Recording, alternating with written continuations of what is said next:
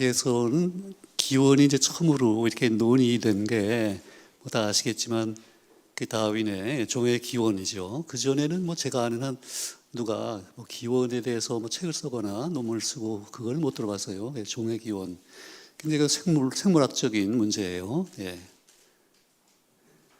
근데 이제는 우리가 물질 자체의 기원 또는 나가서 우주 자체의 기원을 과학적으로 아주 정말 상세하게 알게 됐어요. 이거 놀라운 일인데, 그래서 그 과정을 한 100년 사이에 일어난 일을 좀 여러분에게 이제 소개를 좀 해드리려고 합니다. 오늘은 이제 시작을요, 이 반 고흐의 그림으로 하려고 합니다.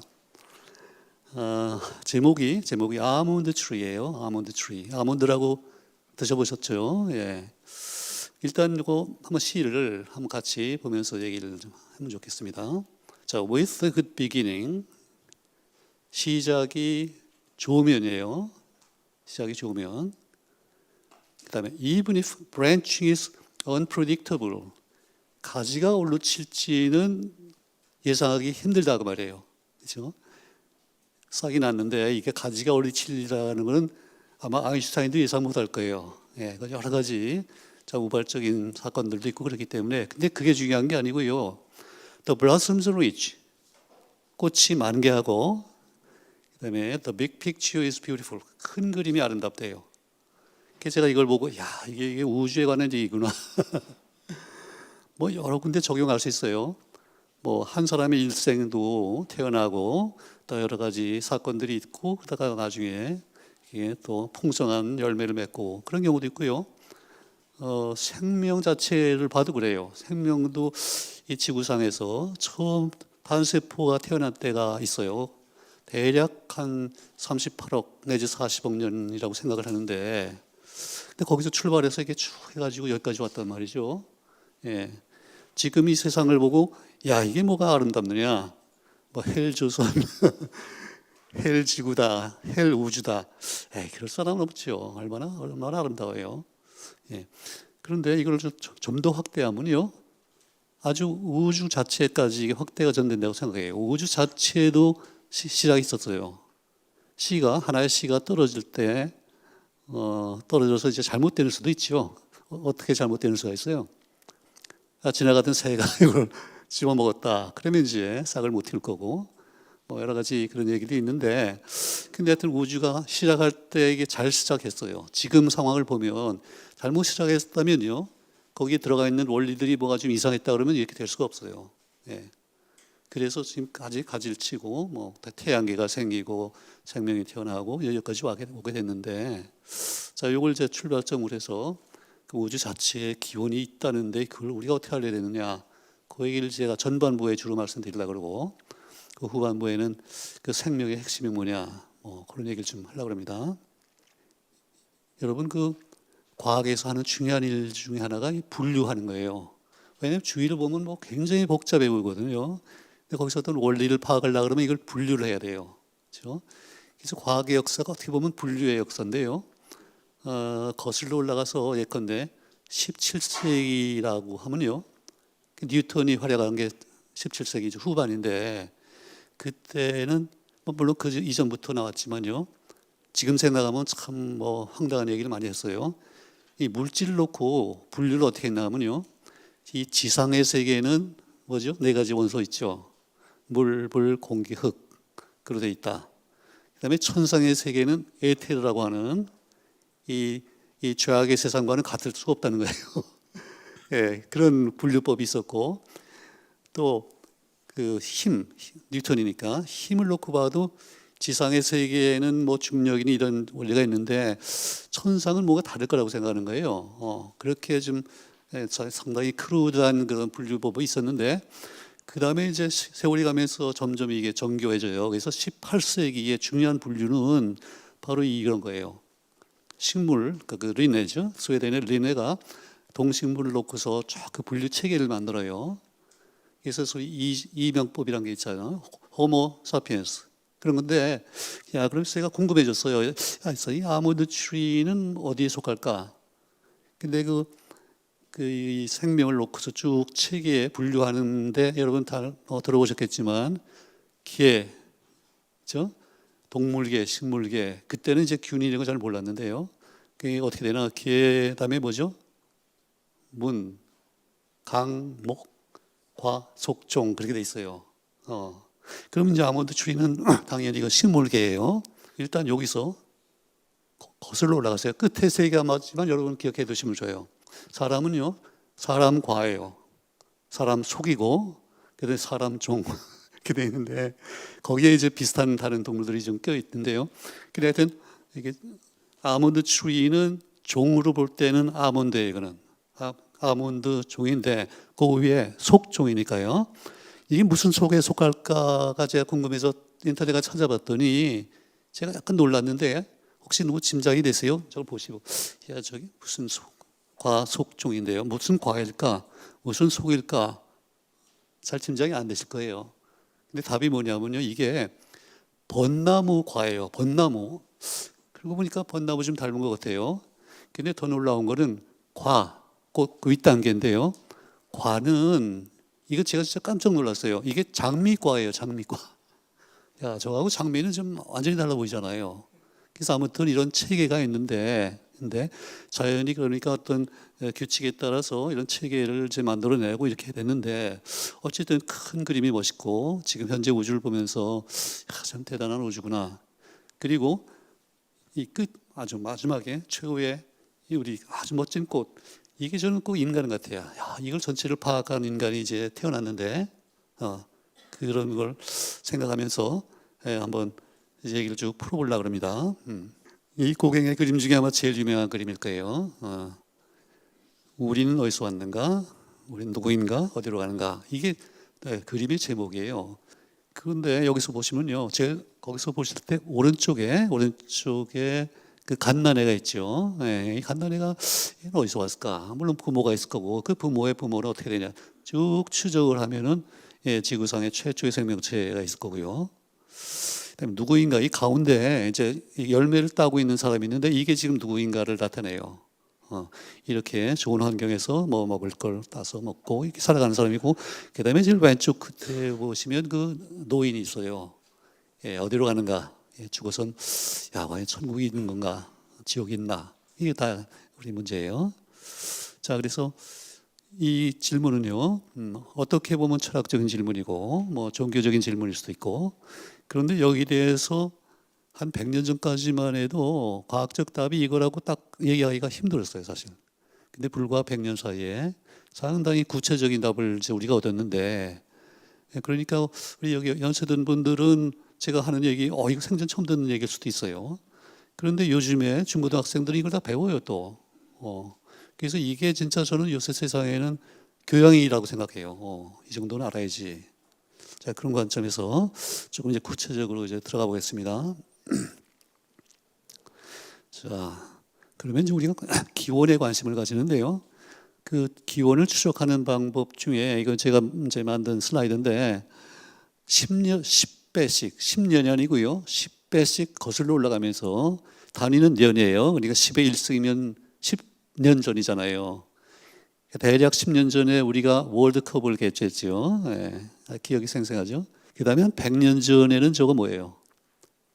저 1차 대전이에요. 1차 대전이고 참호에서 참 처참한 전쟁을 하고 그때가 있었고요. 그 다음에 한 1000년 전이면 이게 중세예요. 그렇죠? 그래서 뭐 십자군 운동도 있었고 암흑기예요. 아무튼 암흑기고 그러니까 르네상스 이전이죠. 그다음에 말년 전에 이제 우리가 농경을 시작해요. 그러니까 앞에서는 우리 인간에 관한 얘기였고 이제 식물에 대한 얘기가 좀 나왔고요. 또 10만 년 전에는 우리 인간으로 볼 때 중요한 게 호모사피엔스 우리하고요. 호모사피엔스가 아닌 다른 유사한 종하고가 이게 분리가 돼요.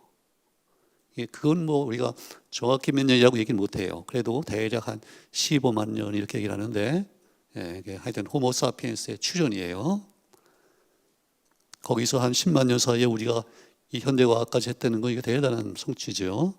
그 다음에 한 100만 년 전에는요, 호모 에렉투스가 이제 불을 사용하기 시작해요. 불이니까 결국 공기 중에 산소하고 뭐하고 이제 결합하는 거잖아요. 그때도 산소가 있었구나. 우리도 지금 호흡하고 있고, 그러니까 시간적으로 봐서 이거 원소면에서 그런 공통점이 보이고, 그다음에 이제 10의 7승이면 어떻게 돼요? 1000만 년인데 대략 한 600 내지 700만 년 전에 인간과 침팬지의 조상이 있어요. 공통 조상이 갈라졌다고 그래요. 이런 거 굉장히 우리가 지금 정확히 알고 있어요. 특히 DNA를 분석해가지고 그 시기도 대충 알고, 그리고 이 침팬지하고 인간이요, 그 DNA의 그 소위 유전 정보가, 그러니까 염기 순서가 몇 퍼센트 정도 차이가 날 것 같으세요? 침팬지하고 인간은 그래도 뭐 한 30%? 아니에요. 불과 1.5% 차이예요. 그 정도 차이 때문에 우리 인간이 된 거예요. 그런 건 이제 있고요.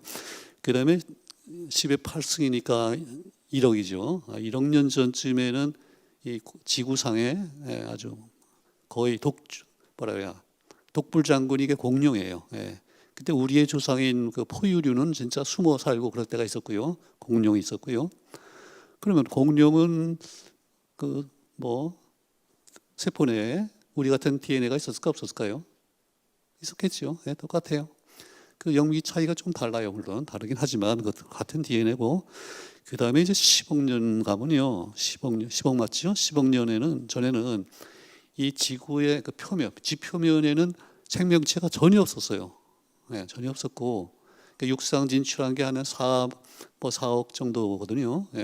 그때는 모든 생명체가 바닷물 속에 살았어요. 그 얘기는 생명이 출발을 바다에서 했다는 거예요. 했고 그 안에서 쭉 발전을 했는데, 그 공룡이 저렇게 득세했듯이 그 당시에 바다에서 득세했던 그 종이 바로 요거 보시는 건데, 이건 무슨 색이에요? 녹색이죠. 녹색이니까 뭘 했다는 얘기예요?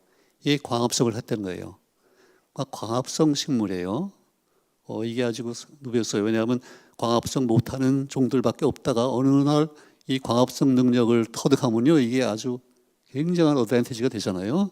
그래서 이게 쭉 이렇게 누비다가 나중에 이제 육상으로 올라와서 식물이 되고, 그렇죠? 그러니까 뭐 벼도 결국 출발은 여기예요. 근데 이게 10억이고, 그 다음에 10의 10승이면 이게 100억인데, 100억 년 전에 어떤 일이 있었냐? 이거 뭐 별들이 태어나고 그럴 때고, 이게 이제 결국 빅뱅의 순간에 접근을 해요. 왜냐하면 138억 년 전에 우주가 태어나는 게 아주 확실해요. 이 숫자 세 자리까지 확실히 알아요, 우리가. 그러면 10의 11승은 없는 거예요. 천억 년이라는 건 없어요. 우주의 나이 자체가 138억이기 때문에. 그래서 자, 10의 10승까지 왔는데, 그 사이에 물론 지구가 이제 태어나겠죠. 지구가 태어난 거는 비교적 정확히 알아요. 이거 46억 년 전이에요. 근데 참 재밌게도 46억이면요, 138억의 몇 분의 1이에요. 이게 정확히 3분의 1이에요. 3, 6, 18하고 3 이렇게 되잖아요. 그 참 재밌다. 저는 그렇게 생각해요. 참 자연이 우리 공부하기 편하게 이렇게 해놓은 것 같아. 이렇게 3자가 참 중요해요. 과학할 때 3이 굉장히 중요한데 어쨌든 그래요. 그래서 태양계가 태어났고, 그러려면 태양계가 태어났다는 거는 지구도 중요하지만 그때 태양이 있었다는 얘기거든요. 그러면 그 사이에 어딘가는 별들이 태어난 거예요. 그래서 우주가 태어나고 지금 대충 우리가 추산하기로 처음 한 3억 내지 4억 년 사이에 처음 별이 태어났다고 생각해요. 그럼 별이 태어나기 전에는 거기도 또 암흑기가 있는 거예요. 중세 암흑기 정도가 아니라 몇 억 년에 해당하는 암흑기가 있었고요. 그러다 이제 별이 태어났고 발전해가지고 태양계가 생기고, 그래서 이제 여기까지 왔다 이 말이에요. 대충 동의가 되세요, 저거? 과학의 눈으로 보면 그렇습니다. 물론 동물 다르고 식물 다르고 균이 다르고 하지만은 결국 같은 DNA, 또 같은 아미노산, 뭐 ATGC 염기 이런 거 대충 들어보셨을 텐데, 그런 이제 장구한 우주의 역사가 있는데, 138억 년 전에 시작이 있었다고 제가 이렇게 아주 과감하게 얘기를 했는데, 과연 우주에 시작이 있었느냐? 옛날 사람은 어떻게 생각했느냐? 그러면 시작이 있었다는 얘기는요, 우주가 유한하다는 얘기예요, 무한하다는 얘기예요? 유한하다는 얘기죠. 그러니까 시간 면에서 유한하고, 시간은 유한한데 공간적으로는 무한할 수도 있을까요? 뭐 그럴 그럴 것 같죠. 근데 뭐 억지를 부려서요, 저 물주가 유한한 시간 전에 그렇죠? 우주를 만들었는데 크기는 무한하게 만들었다. 그러면 뭐 할 말 없는 거죠. 근데 지금 우리가 믿는 바는요. 138년 우주가 시작할 때 이게 무한한 크기의 공간을 가지고 시작한 게 아니라 한 점에서 출발했다 그러거든요. 그럼 한 점이 계속 팽창해 나가는데 아무리 팽창해도 유한한 시간 동안 팽창했으면 그건 공간의 크기도 유한할 수밖에 없어요. 그래서 우주는 유한해요. 이거 뭐 틀림없습니다. 그래서 그럼 이런 문제를 옛날에 어떻게 생각했느냐? 거기 관련해서 또 우리가 중심인가? 중심이 누구냐 이거예요. 예. 그 인문학자들은 인간이 중심이라 그러는데 그건 택도 없는 얘기고. 지구 자체도 우주의 중심이 아니잖아요. 한 500년 전에 밝혀졌고 그 얘기도 좀 같이 조금씩 하려고 그러는데 여기서 지금 인간이 그동안 한 2000년 정도 생각이 어떻게 바뀌었나 어떤 생각이 있었나를 제가 이렇게 둘로 요약을 했는데 크게 보면요. 그 그리스에서 출발했던 그리스 철학에서 출발했던 그 헬레니즘의 전통이라는 게 있어요. 예. 이제 그레코 로마죠. 로마로 해서 이제 유럽으로 퍼지고 뭐 또 미국을 갔다가 우리나라 오고 이렇게 됐는데 이거는 이제 철학이에요. 출발이 철학이고 그래 합리성을 중시하고 그렇죠. 예. 이 대표 주자가 아리스토텔레스예요. 근데 아리스토텔레스는 우주를 무한하다고 봤다 그래요. 왜 그런지 전 잘 이해가 안 가는데 하여튼 무한하다는 생각이 있었어요. 근데 거기하고 좀 대립되는 이제 생각이 유태 기독교 전통이라고 그러는데 이걸 물론 서구에서 이렇게 생각이 이제 정리가 됐기 때문에 이렇게 됐는지 몰라도 여기 섬해가지고 불교가 있으면 좋겠는데 그거는 제가 잘 모르기 때문에 집어넣지 못했고 적어도 뭐 인류의 역사를 통해서 대개 이렇게 합의본 이 주데오 크리스천 트래디션에서는요 이건 이제 철학적이 아니라 이건 종교적이고요 합리성보다는 이제 초월성을 강조하는데 이거는 여기는 성서가 있어요. 성서에서는 태초란 말이 처음 나와요. 창세기 1장에 태초가 나오고 또 이 천지를 창조한 분이 있다고 그래요. 하나님이라고 그랬어요. 예. 그래서 두 가지 대입된 생각이 있어요. 그동안 2000년 동안 쭉 생각이 바뀌어 오다가 신기하게도 한 100년 사이에 지난 100년 사이에 생각이 이제 크게 바뀌는데 뭐 일반인을 놓고 이렇게 얘기하기 힘들고 적어도 과학자만 놓고 보면요. 100년 전에는 과학자 중에 한 3분의 1 정도가 시작이 있었다는 걸 받아들였다는 거예요. 이게 뭐 정확한 숫자는 아니에요. 대략 그래요. 예, 그 다음에 지금 와서는요. 이게 바뀌었어요. 이게 추가 이렇게 됐어요.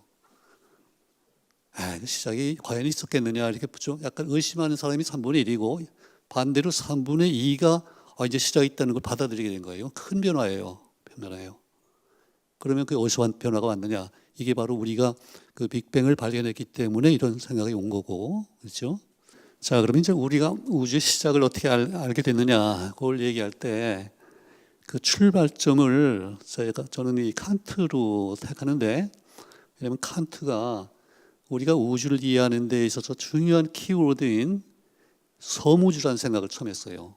그 위에는 이 칸트의 묘비명이 이제 있는데, 제가 뭐 초등학교 좀 상급 학년쯤 됐을 때 이걸 저 처음 어디서 읽었어요. 그리고 참 감동을 받아서 야 훌륭한 말이구나. 하늘에서 반짝이는 별도 있고요. 지금은 참 그 별을 보기가 힘든데 옛날엔 밖에 나가서 별을 보면 정말 색깔도 다르고 크기도 다르고 밝기도 다르고 야 그다음에 마음 속에서 빛나는 도덕유리대 둘 다 빛나요. 도덕유리대. 근데 이분이 과학에 이제 기여한 바는요. 섬우주란 말을 처음 썼어요. 아일랜드 유니버스 독일어로 했겠지만요. 여러분 아일랜드 유니버스 그러면 어떤 뜻이 있을 것 같아요? 섬이다. 우주가 섬 같다는 거예요. 섬이 하나라는 얘기예요? 여러 개라는 얘기죠. 근데 멀리 떨어져 있기 때문에 한 섬에서만 살았다 그러면 이렇게 있는 걸 몰라요. 딴 데 뭐가 있는 걸 몰라요. 그래서 우리가 지금 속해 있는 은하수 있잖아요. 은하수. 전에는 그게 우주의 전부인 줄 알았어요. 그랬는데 아마도 이런 게 여러 개 있을지도 모르겠다는 생각을 처음 했고요. 아주 획기적인 생각이에요. 근데 도대체 뭘 보고 그런 생각을 했느냐? 거기 나오는 이제 키워드가 이 성운이란 건데요.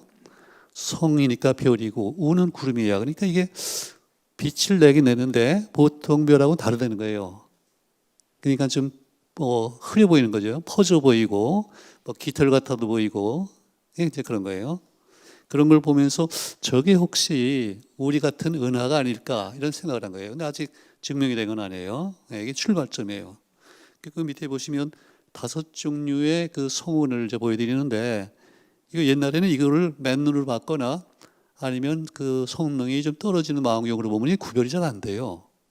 그래서 뭐 성운이라는 게 있긴 있는데 예. 그러다가 요즘에 이제 그 허블 우주 망원경이 올라가서 찍어낸 사진인데요. 거의 달라요. 저 개성운이라는 게 있고 오리온 성운, 요거는 별이 지금 태어나는 부위고요. 구상성단, 별들이 또 몇억 개가 이렇게 모여 있는 구형으로 모여 있는 게 있고요. 또 행성상성운. 그다음에 제일 중요한 게 마지막인데, 요거는 지금 나선형이에요. 소용돌이 같아요. 이게 알고 보면 우리 은하 밖에 있는 소위 외계 은하예요. 외계 은하. 근데 이런 게 아까 처음에 잠깐 제가 말씀드렸나 몰라도 이런 게 지금 우주에 한 1,000억 개가 있다는 거예요. 근데 그거 알려진 건 언제쯤일까? 어떻게 알려졌을까? 이제 그런 게 다 중요하겠죠. 100년 전에는 그런 걸 전혀 모르는 상황이에요. 대략. 일단 그래서 그 성운이라는 거를 한번 들어두시고요. 예. 자, 조금 전에 보여드렸던 그 이제 나선형 은하인데 이걸 다시 보여드리는데 왜냐하면 우리 은하를요 밖에서 외계에서 봤다 보면 또 이렇게 보여요. 예. 여러 개 이렇게 나선 이렇게 있고 이 중심에 아마도 그 요즘에 그 인기어가 된 블랙홀이 있을 거예요. 생각이 되고 여기서 이제 그 숫자가 조금 나오는데 중요한 숫자는 조금 이렇게 기억을 해두시면 참 좋은데 도대체 우주가 일단 얼마나 큰가가 지금 관심사예요. 예, 우주가 뭐 유한하다 무한하다 대충 얼마나 크냐 이런 걸 할 때 광년, 제 빛의 속도로 1년 가는 거리를 우리가 광년이라고 그러잖아요. 예, 근데 우리 은하가 이걸 나중에 이제 재보니까요 지름이 한 10만 광년이에요. 10만. 야, 10만 년을 가야 돼. 제 손바닥이 우주라, 우리 은하라고 치면요. 이쪽 끝에서 이쪽 끝까지 가려면 빛의 속도로 10만 년을 가야 돼요. 그걸 파악을 했어요, 우리가. 근데 요 안에 지금 별이, 태양과 같은 별이 한 1,000억 개가 들어있다는 거예요. 그렇죠? 한 100년 전에는 그게 우주의 전부인 줄 알았어요. 그러다가 이제 1923년경에 이런 게 또 있다. 두 번째가 있다. 세 번째, 네 번째 이렇게 가면서 지금 현대 우주로는 이제 발전했는데 그러면 1,000억 개 별이고 이런 게 또 1,000억 개가 있다 그러면 1,000억이면 10에 이게 11승이거든요. 그러니까 11승 곱하기 11승 하면 22승이 되는 거예요. 네. 근데 그 정도 큰 숫자 중에 과학에서 중요한 숫자가 하나 있어요. 소위 아보가드로 수라 그러는데 이게 뭐냐면 물 한 모금에 들어있는 물 분자의 개수예요. 야, 물 한 모금에 물 분자가요 우주 전체의 별 수 정도가 있다는 거예요. 그러니까 이 거대한 세계가 있고요 또 아주 그 미시한 세계가 있는 거예요. 그 양쪽을 다 우리가 지금 탐험을 해가면서 이제 우리가 우주를 파악해 나가는 거예요. 자, 그런데 오른쪽 사진 보시면요 저기 이제 이렇게 쭉 하늘에 가로질러서 뭐가 있는데 이게 바로 은하수예요. 우리가 속한 은하수인데 이상해요. 이런 은하수가 있는데 우리가 만약에 저 중심에 있었다 그러면 어느 방향으로 봐도 다 똑같아 보이겠죠. 근데 그렇지 않고 어느 방향으로만 쭉 이렇게 있는 걸 보니까 우리가 은하의 중심이 아닌 거예요. 예. 우리는 우리 은하의 약 이 외곽지대에 있어요. 중심에 있으면 사실 큰일 나죠. 왜냐하면 블랙홀이 있으니까. 자, 그래서 저걸 보면서 이게 우리가 은하의 중심이 아니구나. 그것도 파악을 했고 또 그 전에 물론 태양이 은하의 중심이 아니다. 뭐 그것도 이제 지금 얘기를 했고요. 지구가 또 태양계의 중심이 아니라는 걸 벌써 그 이전에 갈릴레오 그때 이제 알았잖아요. 예, 그런데 이 사진에서 지금 마젤란 성운이라고 하는 중요한 천체 하나를 제가 보여드리는데 예, 거기 화살표가 있잖아요. 이게 왜 마젤란 성운이 됐냐면 그 1600년대인가 1500년대 아무튼 그때 세계 일주를 하잖아요. 마젤란이 세계 일주를 처음 한 사람으로 역사에 남아 있는데 이분이 그러니까 스페인 포르투갈 어딘가 거기서 출발해서 쭉 한 바퀴를 도는데 이 북반구에서 항해할 때는요, 북극성이 있잖아요.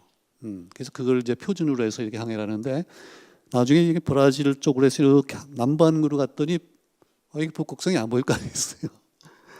근데 나중에 가판에 나가서 이렇게 보니까 이상한 천체가 저렇게 있는 거예요. 저걸 기준으로 항해를 했어요.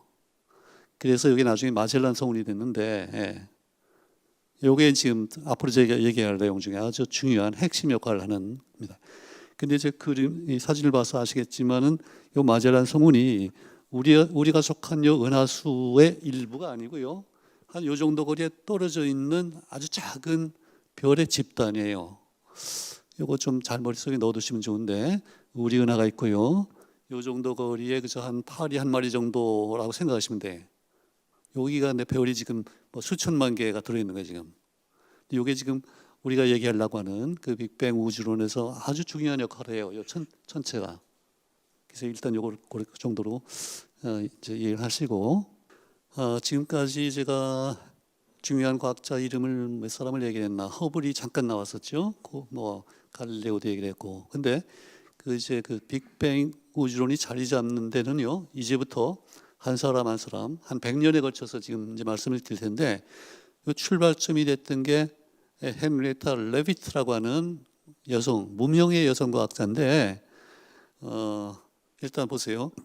표정이 굉장히 진지하죠. 예. 평생을 하버드 천문대에서 별을 조사하고 연구하는 일을 이제 했는데, 근데 그때만 해도 여성이 그 대학원을 갈 수가 없었어요. 심지어 하버드도.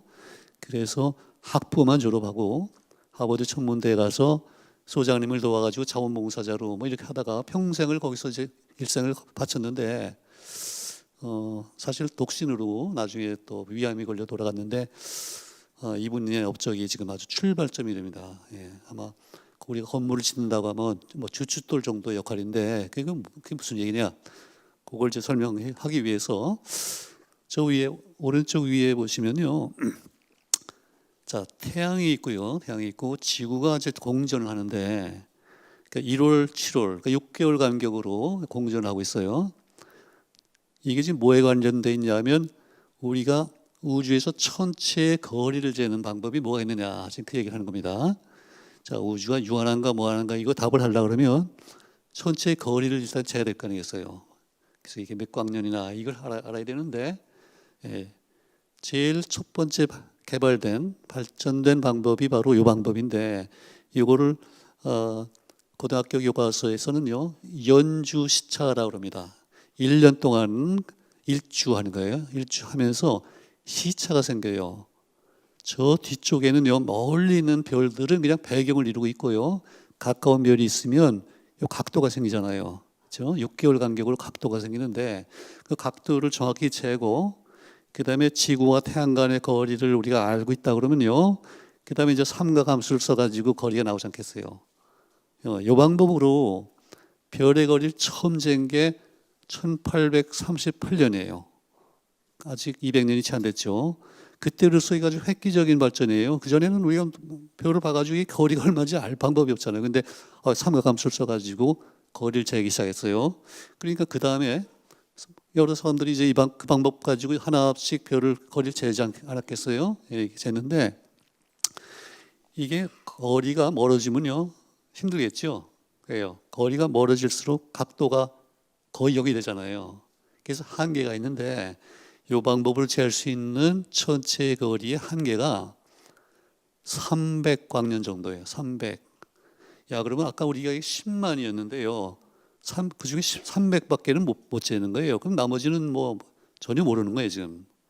근데 그런 상황이 얼마 오래 갔냐 하면요, 예, 1838년에서 출발해가지고, 그 다음에 여기 나오는 숫자 1908년에 이 레비트라고 하는 여성과학자가 두 번째 방법, 제2의 방법을 지금 발견했는데, 그러니까 그게 몇 년이에요? 70년 걸렸잖아요.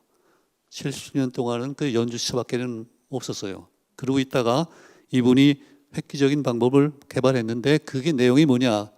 이게 조금 어려웠지만 꼭 제가 설명을 드려야 될 부분인데, 그러면 70년 동안 우리 과학자들이 어떻게 생각했겠어요? 야, 이거 각도 가지고는 도저히 안 되겠고 무슨 방법이 없을까 생각을 하다가 만약에요, 우리가 어떤 별이 얼마만큼 빛을 내는가, 얼마나 밝으냐 그거예요.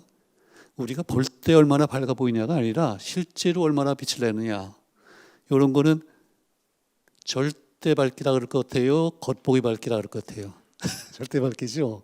절대 밝기를 알면 그 다음에 우리가 뭐 사진을 찍거나 하여튼 보거나 했을 때 우리가 느끼는 거는 그건 겉보기잖아요. 그래서 당장 꼭 필요한 거는 절대 밝기예요. 절대 밝기를 아는 천체가 있으면요, 겉보기 밝기와 비교해서 거리를 계산할 수 있을 거다. 그거는 누구나 생각했어요. 이해가 되시죠? 근데 문제가 뭐냐면 별이 얼마만큼 빛을 내느냐, 절대 밝기를 아는 방법이 지금 전혀 없는 거예요. 그런 상황이 한 70년 동안 지나갔다고 말이에요. 그렇죠? 꽤 오랜 시간이죠. 예. 자, 그러다가 1908년에, 그러니까 이제 110년 됐는데, 이때 제2의 방법이 이제 나오는데, 그때 아주 결정적으로 기여했던 분이 레비트라고 하는 무명의 여성 과학자인데, 이분이 1908년에 쓴 논문의 제목이 저기 보시면 1777, 영어로는 1777 그렇게 하죠. Variables in the Magellanic Clouds 그랬어요. 조금 전에 제가 마젤란 성운 얘기했잖아요. 여기에 나오기 때문에 그걸 말씀드린 거예요. 근데 여기는 복수네요. 클라우즈예요. 그 얘기는 뭐냐면 마젤란 성운이 하나가 아니고 둘이에요. 소마젤란 성운, 대마젤란 성운 두 개가 있는데 둘의 그 평균 거리가 우리 은하로부터 한 20만 광년 거리에 있어요. 이게 10만이고 20만이니까 이 정도 되지 않겠어요? 거기 두 개가 있는데 그 안에서 1777개의 variable을 찾았다 그거예요. 굉장히 많은 숫자인데 그러면 variable이 뭐냐? 그게 이제 중요한데요. 근데 저 사진 XY 축이 있는데 저걸 잘 보시면은 variable이라는 게 이런 얘기구나 짐작이 될 수가 있죠. variable이니까 변환되는 거예요, 안 변환되는 거예요? 변환되는 거죠. 그래서 이걸 우리가 변광성 이렇게 번역을 해요. 뭐가 변해요? 밝기가 변한다는 거예요. 저기 보시면 주기적으로 밝기가 변해요. 물론 색깔도 좀 변하는데 더 중요한 거는 밝기가 변한다는 거예요. 밝았다 어두웠다 하는데 한번 확 밝아지고 끝나는 게 아니고요. 밝았다가 다시 어두워져요. 그리고 또 다시 밝아져요. 이게 주기적으로 이래. 꼭 파도 치는 거 같잖아요, 이렇게. 근데 모든 별이 이러냐 하면 그렇지가 않아요, 또. 대부분 별은 이렇지 않고요. 항상 밝기가 그냥 일정하고. 그런데 이게 이상하게도 이런 별이 가끔가다 있어요. 그래서 이 하버드 천문대 갔을 때 이 소장님이 이게 똑똑한 학생이 와서 자원봉사를 하겠다 그러니까 뭐 좋은 뭘 시킬 게 없을까 하다가 그 마젤란 성운에서 남성 천문학자들이 찍어온 별 사진이 이렇게 이만큼 있는데 이거를 주고서 여기서 변광성, 세페이드 변광성이라고 그러는데 이게 혹시 있나 없나 한번 찾아봐라 그런 거예요. 그 찾으면 뭐 어떻게 되나요? 만약 물어봤다 그러면 글쎄 그건 난 모르겠는데 그랬을 거예요. 자기도 몰라요. 이게 빅뱅 우주로 이어질지는 전혀 모르는 거예요. 일단 뭐 대학원 선생님은 아마 안 시켰을 것 같아요. 대학원 선생님은 졸업을 시켜야 되는데 이게 뭐 졸업이 될지 안 될지 모르겠어요. 그러니까 그냥 시킨 거예요.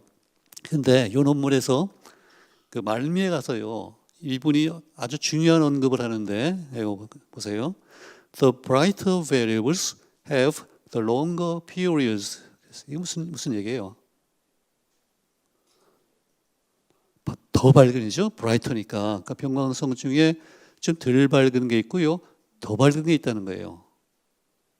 저기 그러니까 그래프에서는 Y축이겠죠. 밝기가 약간 밝은 것이고 굉장히 밝은 게 있는데 그게 뭐하고 관계가 있다는 얘기예요? 피오리드와 관계가 있다는 거예요. 피오리드는 주기잖아요. 제일 밝을 때부터 다음 밝을 때까지 뭐 며칠 걸리냐 하면 그거예요. 그러니까 둘이 관계가 있다는 거예요. 비례 관계가 있는 거예요, 지금. 저는 아무도 이거를 뭐 알지도 못했고 관심도 없었고 이게 왜 중요할지도 모르는 상황인데 이게 난데없이 이런 무명의 여성이 이걸 찾아낸 거예요. 그래서 이게 논문을 지금 쓴 거예요. 예. 그럼 지금까지는 아직은요 이게 왜 중요한지 잘 짐작이 안 되시죠.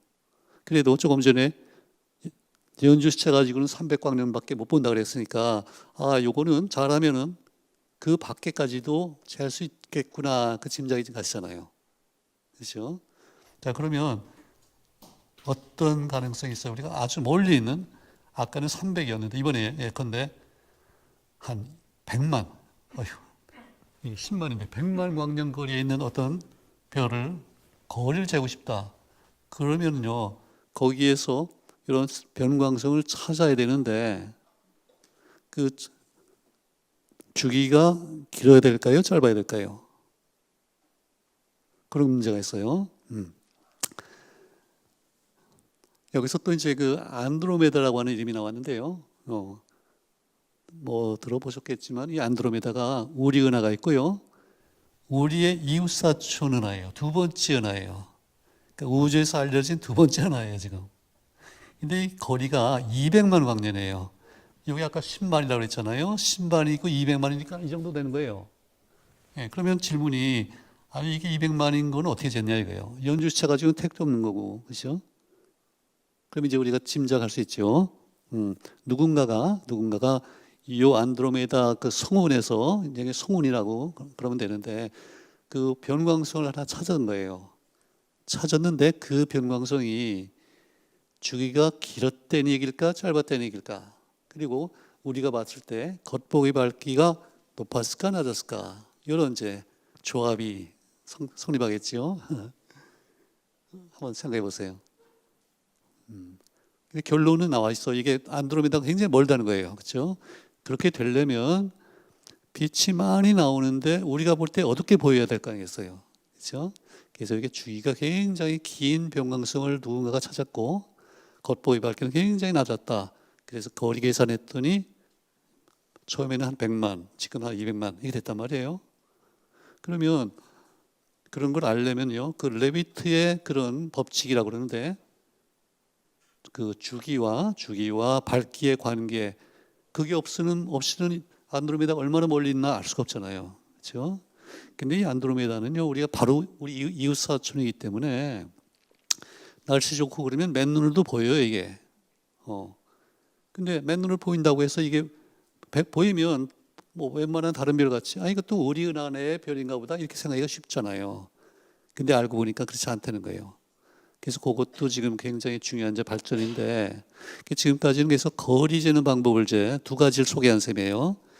세이프드 변광성하고 두 번째고, 연주 시차로 재는 첫째 방법이 있었고요.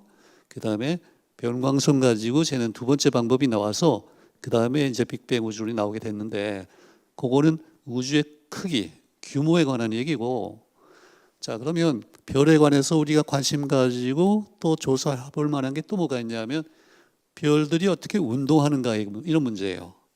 우리가 별 보면 운동하는 것 같지 않죠. 물론 행성들은 뭐 좀 운동하지만 소위 항성은 문자 그대로 항이잖아요. 근데 실제 그렇지 않아요. 그래서 그 부분에 대해서 또 중요한 기여를 했던 분이 이제 슬라이퍼라고 하는 분인데, 아까 그 레비트는 여성이기 때문에 석사학위도 없어요. 그 위대한 발견했는데 박사는커녕 석사도 없이 이렇게 나중에 이제 자기 발견이 안드로메다 거리를 재는데 사용된다는 것도 모르고 한 2년 전에 돌아갔어요. 근데 이 슬라이퍼는 남성이기 때문에 박사학위를 받고 평생 동안 아주 유명한 천문학자가 됐는데, 이분은 지금 운동에 관한 거를 기여를 한 거예요. 여기 제목을 보면요, 이분이 이제 1913년 한 발견에 그 논문 제목이요, 안드로메다 성운에서 선 스펙트럼의 청색 편이. 이게 뭐 처음 듣는 얘기가 막 나오잖아요. 그러면 선 스펙트럼은 무슨 소리냐, 청색 편이는 뭐냐. 이분이 조사했던 빛이 일단은요, 우리 은하 내에서 온 빛이 아니고 안드로메다 성운에서 온 빛을 조사를 하는 거예요. 근데 그 밑에 이제 그 그림을 보시면요, 그 배경에는 그 빨주노초 파남보 있죠. 요거는 이제 연속 스펙트럼이라고 그러고, 우리 태양도 햇빛을 프리즘으로 보면 저렇게 보여요. 이건 연속 스펙트럼인데, 그거를 좀 자세히 들여다보면요, 거기에 어두운 선들이 나와요. 그래서 이걸 선 스펙트럼이라고 그러는데, 그것들이 뭘 말해주냐면요, 요 천체가 뭐 태양도 좋고 은하도 좋고 요 천체에 어떤 화학 원소가 들어있느냐 그걸 보여줘요. 그러니까 나트륨이라 그러면 예컨대 저 노랑 부분에 두 개의 선이 딱 나오면 아 이건 나트륨이 있구나. 또 철은 뭐 철대로 마그네슘 또 수소 이런 것들이 정보가 지금 거기 들어있는 거예요. 예. 이게 사실 이게 양자론과 관련이 돼 있는데 에너지가 불연속적이기 때문에 떨어질 때 불연속적인 값들이 나온단 말이죠. 그리고 이제 흡수할 때도 마찬가지고. 그래서 중요한 거는 아무튼 별빛에는 이런 선 스펙트럼이라는 게 나온다. 근데 그 셋 중에 제일 위는요. 거기 이제 정지해 있을 때 이렇게 써 있는데 자, 관측자가 제일 왼쪽에 있어요. 제가 관측자예요. 보고 있는데 은하가 뭐 정지하고 있다는 얘기는 우리 은하라고 우리 은하 내에서 나온 빛을 내가 봤다 그럴 때는요. 그 위치가 선의 위치가 보통 실험실에서 관측하는 거랑 똑같은 위치에 나와요. 예. 그리고 은하는 지금 운동을 안 하는 것 같이 얘기를 했죠. 정지하고 있다고 치면. 자, 근데 그 중간에 보면요. 이 화살표가 은하 옆에 화살표가 지금 저 관측자로부터 이렇게 멀어지고 있어요. 가까워지고 있어요. 멀어지고 있죠. 이런 경우에는 그 선들이 가운데로 가서요. 선들이 아까 저 노랑에 있었던 두 개의 선이 그 자리에 나오지 않잖아요. 어느 쪽으로 갔어요? 적색으로 이동했어요? 청색으로 이동했어요? 적색이죠. 적색 쪽으로 이동했잖아요. 이런 걸 보고 우리가 적색 편이라고 그래요. 뭐 적색 이동이라고도 그러고. 이게 굉장히 중요한 개념인데 일단 그렇게 받아들이시고 제일 밑의 경우에는요. 은하가 이제 관측자 쪽으로 이동하는 거예요. 그러면은 저 파동을 보시면요. 중간 경우에는 이 파장이 좀 길어졌잖아요. 그렇죠? 그리고 아래쪽에서는 파장이 더 짧아졌어요. 그 얘기는 진동수가 이렇게 접근할 때는 진동수가 높아진다는 얘기죠. 그리고 선들이 청색으로 이동을 했고 그러니까 선 스펙트럼에서 선이 어떤 방향으로 움직였나를 잘 조사하면 그 빛을 내는 천체가 정지해 있는지 접근하는지 멀어지는지를 알 수 있다 이 말이에요. 이거 굉장히 중요한 사실이에요. 우리가 이건 뭐 매일 경험하는 거예요. 예. 잘나고 누워있는데 앰뷸런스가 지나간다 그러면요. 원래 엥 하던 소리가 우리한테 접근할 때는 어떻게 들려요? 엥 하던 게 엥으로 들리세요? 아니면 엥으로 들리세요? 높아지죠? 고음이 돼요. 그리고 저를 지나가서 멀리 가면 그 다음에 엥 하다 그 다음에 다시 이렇게 떨어져요. 그걸 이제 우리가 도플러 효과라고 그러잖아요. 근데 그게 빛의 영역에서도 똑같이 나타나요. 그래서 아까는 어떤 천체가 얼마나 멀은가 그 얘기를 좀 했는데 이제는 천체가 운동하는 걸 이렇게 조사할 수 있게 됐다 그 얘기예요. 근데 이게 1913년이니까 아까 레비트는 1908년이었거든요. 거의 동시대예요. 동시대에 두 사람이 각각 다른 영역에서 중요한 발견을 좀 했어요. 예. 이건 좀 더 우리 100년 전에 더 가까워졌죠. 그게 대략 100년 전이라고 보시면 돼. 그게 우리가 지금 빅뱅 하는 그거의 출발이 한 100년 전이에요. 오늘 기억해둘 만한 그 과학자 이름 중에 그 레비트가 있고, 그 다음에 슬라이퍼가 있고요.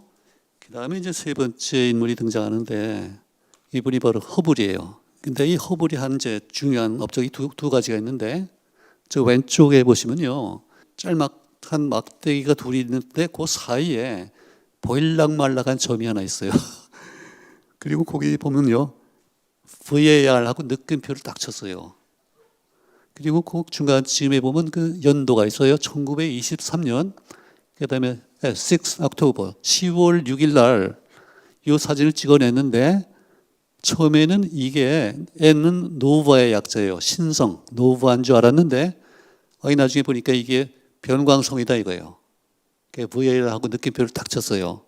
이거 아주 세계적인 발견인데 그 왜냐하면 저 변광성이 주위가 상당히 길어요. 그리고 겉보기 밝기는 높아요, 낮아요, 지금? 안 보이잖아요. 잘 안 보이잖아요. 그래서 이걸로부터 밑에 보시면요. According to the period luminosity scale. 이게 바로 레비트가 했던 그 스케일이에요. The spiral, 스파이럴이라고 그랬죠. 예, 나선 은하인데 이게 적어도 100만 광년거리 있다는 게 23년에 밝혀졌다 이거예요. 야, 이건 지금 아직도 100년이 안 됐잖아요. 이게 아주 그 당시로서는 세계적인 발견이죠. 자, 그러면 은하가 이제 갑자기 두 개가 됐어요. 하나밖에 없는 줄 알았는데 둘이 됐고, 그러면 허블이 당시에 세계에서 가장 큰 좋은 망원경을 가지고 연구를 하는데, 야, 내가 안드로메다 성운 은하를 발견했다. 그러니 이제 손을 놨을 리가 없잖아요. 그래서 그 몇 년 동안, 이후에 몇 년 동안 한 40개 정도의 은하를 조사하는 거예요. 아, 이게 천문학이라는 게 굉장히 참 고독한 직업이에요, 이게. 밤에 일을 해야 되잖아요. 그리고 높은 천문대에 춥고, 예, 거기 가서 하는데요. 그래서 29년에, 여기 이제 90년 됐는데, 허블 법칙이라는 게 나오는데, 예, 이거 그래프가 보면 참 요즘 세상에서는 저런 정도의 데이터를 내면 받아주지 않아요. 야, 다시 해오라 그럴 텐데, 그 당시 실력으로는 저 정도면 뭐 괜찮은 거예요. 저기 점 하나하나가 별이 아니고요. 다 은하예요, 이게. 한 40개 되는데, 은하인데, 그 X축은 뭐예요, 지금? 디스턴스라고 그랬죠. 이게 거리예요. 각각 은하의 거리고, 그 다음에 10의 6승이니까 100만이죠. 100만, 200만. 근데 이건 광년이 아니고 단위가 parsecs라는 건데요. 1파세크가 3.26 광년이에요. 그러니까 저기서 허블 법칙에 나오는 제일 멀리 있는 은하가 대략적으로 한 1000만 광년에 있어요, 지금. 그 내에 한 몇십 개 은하를 이제 조사를 했는데, 네. 이 Y축을 보면요. 500, 1000, 킬로미터. 근데 이거 허블이 이거 실수를 했는데 이건 킬로미터가 아니라 초당 킬로미터죠. 초속 킬로미터. 네. 어쨌든, 예, 보시면 이 원점 가까이 가면은 마이너스 값이 몇 개가 있어요. 한번 퀴즈를 해볼까요? 마이너스 값이 이게 적색편일까요? 청색편일까요? 그게 있고, 그 다음에 이제 멀어질수록요. 멀어질수록 모든 값들이 전부 플러스 값이에요. 그러면 어떤 게 플러스가 적색편일까요? 마이너스가 적색편일까요? 플러스가 적색. 그렇죠. 아유, 이미 다 알고서 들으시네. 왜냐하면 지금 우주가 팽창한다. 이게 이제 정설인데, 그러려면은 은하들이 다 멀어져 가야 되잖아요. 그렇죠? 그러니까 적색편이고. 청색편이는 안드로메다. 아까 그 슬라이퍼는요, 안드로메다를 조사했는데, 그때는 적색편이가 아니고 청색편을 봤어요. 왜 그렇게 했어요? 제일 가까운 은하잖아요. 그러니까 이 중력작용으로 끌리는 거예요, 지금. 그래서 그런 예외적인 마이너스가 몇 개 있고, 그러니까 이 그래프에서 중요한 거는요, 멀리 있는 은하는 모두 다 적색편을 나타낸다 그거예요. 다 멀어진다는 거예요. 근데 그냥 멀어지는 게 아니라 이런 비례 관계가 있다는 거잖아요. 그렇죠? 그러면 가까운 은하가 더 빨리 멀어진다는 거예요? 멀리 있는 은하가 빨리 멀어진다는 거예요? 멀리 있는 은하죠. 그렇죠? 네, 그거예요. 허블의 법칙의 핵심은 그거예요. 그러면 그게 무슨 소리냐? 세월이 가면서 어떻게 발전하는지 말씀드리는데, 아까 1908년이 있었고요, 13년이 있었고, 23년이 있었고, 29년이 있었고, 그러면 이거랑 이제 빅뱅이랑 연결을 시켜줘야 될 텐데, 그죠? 뭐 31년도 중요하긴 한데, 그거는 그 저기 보시면 원점 가까이에 조그만 요 네모가 있는데, 거기 바로 29년에 허블의 법칙에 나왔던 데이터가 거기 들어있어요, 지금. 그래서 2년 사이에 이게 과연 계속해서 적용이 되나를 이제 테스트하는 거예요. 그래서 한 1억 광년까지 멀리 봤는데, 이게 계속해서 적용이 되는 거예요. 그리고 데이터가 값이 아까 29년 때보다 훨씬 좋잖아요. 이게 선이 잘 맞아요. 그래서 계속해서 되고, 예, 이때 이제 휴메이슨이라고 하는 조수가 아주 많은 기여를 했는데, 이렇게 되니까, 야, 이거 참 뭐가 있긴 있는데, 이게 뭐냐. 그러다가 1934년이 또 중요해요. 33년에 영국 케임브리지 대학의 에딩턴, 아마 에딩턴 들어본 분이 꽤 계실 텐데, 아인슈타인의 일반 상대성을 증명한 분이거든요, 이분이. 에딩턴이 이거는 딴 게 아니라 우주 자체가 팽창한다는 뜻이다, 이렇게 설명을 하고 아주 짤막한 책을 썼어요. The Expanding Universe라는 책을 썼는데, 예. 그러면서 그때부터 과학자들 사이에, 특히 천문학자들 사이에 이게 우주가 가만히 있는 게 아니라 팽창한다더라, 이게 이제 받아들여지기 시작하는데, 그게 언뜻 쉽게 받아들일 문제는 아니죠. 야, 우주가 팽창한다, 이거 잘. 예. 근데 그게 어려운 문제가, 왜냐하면 이게 만약 팽창한다 그러면 누구나 조금 시간을 주고 생각해봐라 그러면 아니, 과거에 어떻게 됐다는 얘기냐. 과거로 갈수록 점점 이게 가깝다는 얘기잖아요. 그러면 언젠가는 이 모든 은하가 팽창을 시작한 출발점이 있어야 된다는 그런, 이건 뭐 피할 수 없는 결론이에요. 허블의 법칙이 맞다면 시작이 있을 수밖에 없다. 이렇게 되니까 그거 참 반가운 소리라고 하는 사람도 있겠지만요. 많은 사람은 또 그거 못 믿겠다는 사람이 또 많아요. 그래서 시간이 또 흘러요. 10년, 20년째 흐르는데 그러면서 아까는요 우주가 얼마나 큰가에 관심을 가지고 뭐 연주시차니 뭐니 그랬는데 이 허블의 법칙이 나오니까 이번에는요 갑자기 우주의 나이라는 생각이 나왔어요. 그렇겠죠? 야, 출발한 게 지금부터 얼마 전이냐? 이걸 보니까 어떤 은하가 어느 거리에 있는데 이 정도 속도로 멀어지고 있다. 그러면 거리를 속도로 나누면 시간이 나올 거 아니에요. 그렇죠? 누구나 그런 생각할 수 있어요. 그래서 해보니까 처음에는 좀 숫자가 많이 틀렸지만요. 지금은 이렇게 해서 보면 우리가 138억이라는 숫자도 여기서 나오고 하여튼 일단 우주가 시작이 있었다는 게 점점 확실해지기 시작한 거예요. 1930년대에 들어가서 우주가 일단 유한화되는 게 확실해졌고 그러면서 또 하나 아까는 지구가 태양계 중심이 아니다 그랬고요. 우리 태양이 은하의 중심이 아니다 그랬는데 그러면 혹시나 우리 은하가 우주의 중심은 아닐까 이렇게 생각할 수 있죠. 한동안 그렇게 생각했어요. 왜 그렇게 했어요? 우리가 볼 때 모든 방향으로 봐도요. 모든 은하가 우리를 중심으로 멀어진 것 같아. 그래서 역시 뭐 우리가 중심은 중심이지 그랬는데 근데 조금 이따 파악을 했어. 그게 아니다. 그게 저 풍선 모델인데요. 풍선의 점들을 쫙 적어놓고 쿡 불면은 하는데 이 중에 특별한 점이 있어요? 없어요. 어느 점에서 봐도 다른 모든 점들이 멀어지고 멀리 있는 점이 빨리 멀어져 가요. 그래서 역시 우주는 유한하고 우리 은하는 우주의 중심이 아니다. 우주에는 애초에 중심이라는 게 없다. 그게 지금 정설입니다. 자, 여기까지 왔어요. 33년까지 왔어요. 이때 빅뱅이라는 말이 있었을까요? 없었을까요? 아직은 없어요. 아까 29년이라는 숫자가 있었고요. 그리고 20년이 흘렀어요. 1949년에 그 20년 동안은 이제 그러면 우주가 시작이 있었나 보다 믿는 사람도 있고 그럴 리가 있느냐 그런 사람도 있고 그런 상황에서 두 명의 유명한 천문학자가 이제 대결을 하는데 그 지오지 가모우라는 분은요 우크라이나 출신이에요.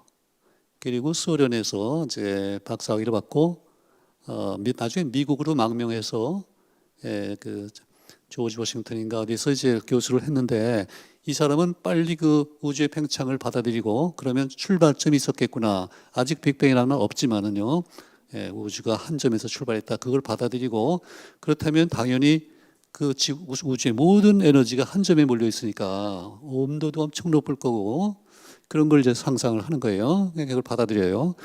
근데 당시에 가모우보다 훨씬 더 유명했던 케임브리지 대학의 호일이라고 하는 천문학자는 일종의 선입견이 있는 거예요. 그럴 리가 있느냐. 우주는 항상 일정하지. 그렇죠? 이걸 정상 우주론이라고 그러는데요. 스테디 스테이트 코스몰로지. 영국의 방송국에서 아직 그 TV가 보편화되기 전인 것 같아요. 마이크를 대고 한 번은 미국에 가서 가모우한테 어떻게 생각하느냐 물어보고요. 그 다음에 또 호일한테 와서 또 이렇게 이제 몇 번 왔다 갔다 하다가 여기 인터넷 갔더니 이 날짜가 나와요. 49년 3월 28일인데 그때 호일이 가모우가 아니에요. 빅뱅을 안 믿는 호일이 저 가모우란 사람이 말도 안 되게 우주가 빅뱅으로 출발했다 그러는데 이게 말이 되느냐 이렇게 얘기를 했어요. 그래서 빅뱅이라는 말이 이제 굳어진 거예요. 거기서. 그 다음에 아무리 찾아봐도 빅뱅보다 더 좋은 말이 없어요. 그리고 보니까 그것도 BBC예요. 빅뱅 코스몰로지예요. BBC. 그 시만 한번 읽고서 할까요? 자, the universe seemed to grow. 우주가 커지는 것 같아. 팽창한단 말이에요.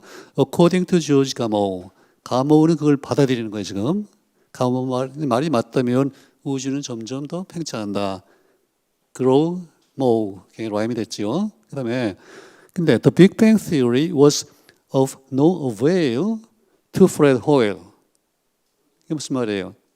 호일은 받아들이지 않았어요. 어베일러블 하지 않은 거예요. 나한테는 관심이 없다, 쓸모가 없다 이거예요. 근데 그게 언제 일이냐면요. The term, 그러니까 빅뱅이라고 하는 그 어휘, term이죠. Did one to another, 한 사람이 다른 사람에게 신세를 졌다는 거예요. grow, 죠. 언제냐면 during the 1940s turmoil, 40년대에 지금 혼란기가 있어요. 그때 누가 누구한테 신세를 진 거예요? 가모우가 호일에게 신세를 졌어요. 호일이 가모우한테 신세를 졌어요. 그렇죠. 그렇죠. 그 얘기예요. 예, 멋진 시죠. 예. 자, 그래서 이제 우리가 지금 일상 용어가 돼버린 빅뱅이란 말이 어떻게 발전해 왔는가고를 1908년에서 출발하면 한 이제 40년 걸린 셈인데 여기까지 지금 왔어요. 예. 그래도 아직도 대부분 사람들은 빅뱅을 그렇게 받아들이지 않는 상황이에요. 아직도. 이게 지금 20세기 지금 전반이 거의 끝나가는 거잖아요. 이제 20세기 후반에 와서 이게 어떻게 돼? 확립이 되나? 이제 그 얘기를 지금 말씀드리려고 합니다. 과학이 이제 어디나 그런데요. 발전하려면, 이게 확실해지려면 뭐가 필요할까요? 누가 와서 똑같은 걸 발견했다. 멀리 있는 허블의 법칙을 재발견했다. 그건 별로 의미가 없어요. 그게 아니고, 이게 진짜 맞다면요. 이런 현상이 나올 거라는 예상이 있어야 돼요. 그리고 그 예상이 확인이 되면, 그러면 이제 자리를 잡는 거예요. 근데 이제 이 경우에는요, 그 예상이 뭐냐면, 한마디로요, 우주 배경 복사라는 건데, cosmic background radiation이라고 그러는데, 만약에 빅뱅이 맞다면요, 초기 우주의 모든 에너지가 한 점에 있으니까 온도가 뭐 상상을 초월하는 밀도도 높고, 그래서 요즘에 그 블랙홀의 상황이 그좀 확대하면은 빅뱅의 상황이에요. 그래서 그게 재미있는데, 근데 그 가모프는 그거를 지금 받아들이는 입장이기 때문에 이걸 좀 가만히 생각해 보니까, 그렇다면 현재 우주에 초기에 채웠던 그 에너지가 뭔가 조금 배경에 남아있지 않겠느냐, 그런 이제 이론적인 예측을 한 거예요. 그리고 심지어는 자기 대학원생을 시켜서 그 계산을 시켰어요. 몇 도쯤 될까 계산했더니 절대 온도로 한 10도쯤 될 거다. 근데 10도라는 건요, 굉장히 낮은 거예요. 예, 왜냐하면 현재 이 방의 온도가 한 300도잖아요. 그렇죠? 300도니까, 야, 이거 뭐. 그걸 만약 검출하려면 주위에 있는 모든 에너지를 다 이렇게 죽여야 돼요. 근데 그 당시에 그 기술로는 도저히 이거는 검출할 방법이 없다고 생각했어요.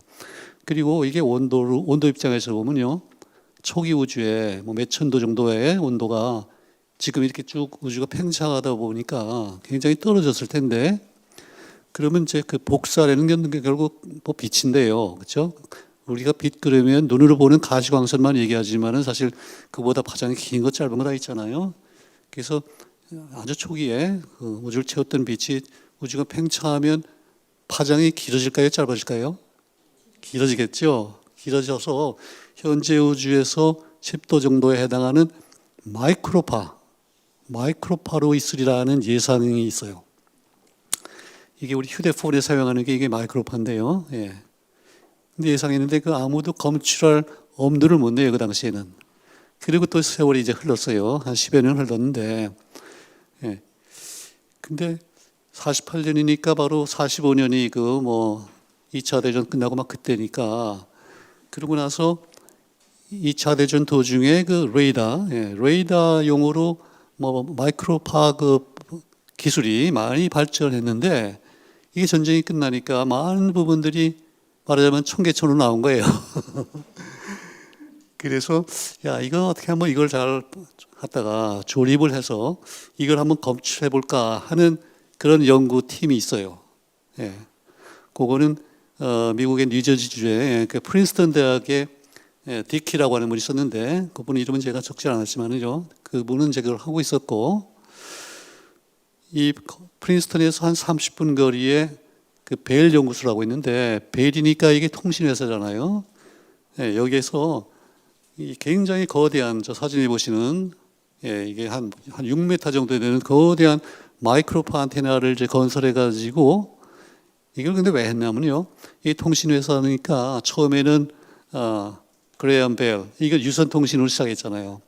그러다가 마르코니가 나와서 무선 통신하고, 그다음에 또 장거리, 유럽에서 미국 뭐 이렇게 하려고 그랬더니 어떤 문제가 생길까요? 이게 지구가 둥글기 때문에 잘 안 돼요. 그래서 위성을 띄워놓고 거기다 보내고 이렇게 했어요. 그게서 처음에 올라간 게 그게 에코예요. 에코 세텔라이트가 올라갔는데 벨 연구소에다 이거 거대한, 이거는 이제 수신기예요. 말하자면 안테나니까 이걸 해놓고 에코에서 오는 신호를 받고 이걸 하다가 기술이 점점 발전하니까 이게 필요가 없어졌어요. 이 좋은 장비가. 그래서 버리긴 아깝고 그래가지고 벨 연구소가 뭐 당시 하여튼 세계 최고의 특히 물리학자들 불러놓고 아주 거의 무제한 연구비를 주고 그럴 때가 있었어요. 네, 그래서 이때 펜지어스, 왼쪽에 있는 분이 펜지어스고요. 그다음에 윌슨. 펜지어스는 콜롬비아 대학에서 그 마이크로파 전문으로 노벨상 받은 분의 제자였고요. 윌슨은 칼텍 출신이고 아주 최고의 물리학자들이 이 마이크로파 통해서 천문학을 연구를 하고 싶은 뭐 생각이 좀 있었는데, 근데 이제 사내 광고가 났단 말이에요. 예. 그래서 지원을 했어요. 이제 선정이 됐죠. 그래서 이걸 써서 이제 내가 하고 싶은 실험을 좀 하려고 하는데 이게 이상하게도 잡음이 자꾸 들어와요. 칙칙칙칙칙 하고. 근데 이걸 제거해야만 내가 하고 싶은 실험을 하는 거예요, 지금. 뭐 여러 수를 다 썼어요. 가서 빈틈을 다 떼우고 하루는 갔더니 글쎄 비둘기 똥이 있어요. 그래서 야, 요거 때문에 그랬구나. 그리고 비둘기 똥을 다 치우고. 근데 그래도 안 없어요. 비둘기가 또 자꾸 돌아와요. 이걸 잡아서 멀리다 보냈더니 이게 또 돌아와요. 나중에 할 수 없이 비둘기를 이렇게 했어요. 근데도 이 잡음이 안 없어지는 거예요, 지금. 그래서 고민을 하고 있는데, 근데 처음에는 그러니까 이게 안테나가 어느 방향으로 향하고 있었고요. 예, 그랬는데 자꾸 그러니까 이제 이것저것 테스트를 해보면서 뉴저지니까 뉴욕에 가깝잖아요. 야, 이게 뉴욕에서 잡음이 오나 보다. 그래서 방향을 반대로 했고요. 그래도 안 없어져요. 그리고 뭐 계절에 따라 뭐 계절을 타나 했더니 뭐 봄을 타는 것도 아니고 그래서 사시사철 일정한 양의 에너지가 들어오는 거예요. 저기 이 노벨상 수상 강연에 나오는 그래프인데 펜이 쭉 일정한 값을 가지고 있다가요. 그다음에 우주를 향해서 창을 열면 펜이 쭉 올라가요. 거기서 계속 머물러 있어요. 물 닫으면 내려오고 이걸 이제 온도로 환산했더니 이게 3도 정도로 나왔어요. 3도. 3이 자꾸 나온다고 그랬는데 3이에요. 그러면 10을 예상했는데 3이니까 이걸 틀렸다고 그러겠어요? 그렇잖아요. 그 당시 수준에서는 10도 예상이 잘 된 거고요. 왜냐하면 130억 년 동안 발전한 거를 추측하는데 그 정도는 잘한 거죠. 예. 그래서 이 관측 때문에 사람들이 이제 점점 빅뱅을 믿게 되고 더구나 78년에 노벨 물리학상을 받았어요. 이 두 사람이. 예. 제가 아까 6학번이라는 얘기를 했는데 제가 이걸 생각할 때마다 저는 빅뱅 우주론하고 같이 성장한 것 같아. 제가 고등학교 때 대학 입시 준비할 때 이게 관찰이 됐고요. 제가 77년에 시카고를 떠나서 MIT로 갔는데 갔더니 바로 그 이듬해 노벨상이 발표가 되고 뭐 쟁쟁한 분들이 와서 막 강연들하고 그걸 제가 다 보고 자랐어요. 그래서 아주 제가 친숙한데 이쯤 되면 이제 이거 부정하기가 힘들잖아요. 예. 그래서 이 빅뱅 우주론이 대중화되기 시작한 게 78년이에요.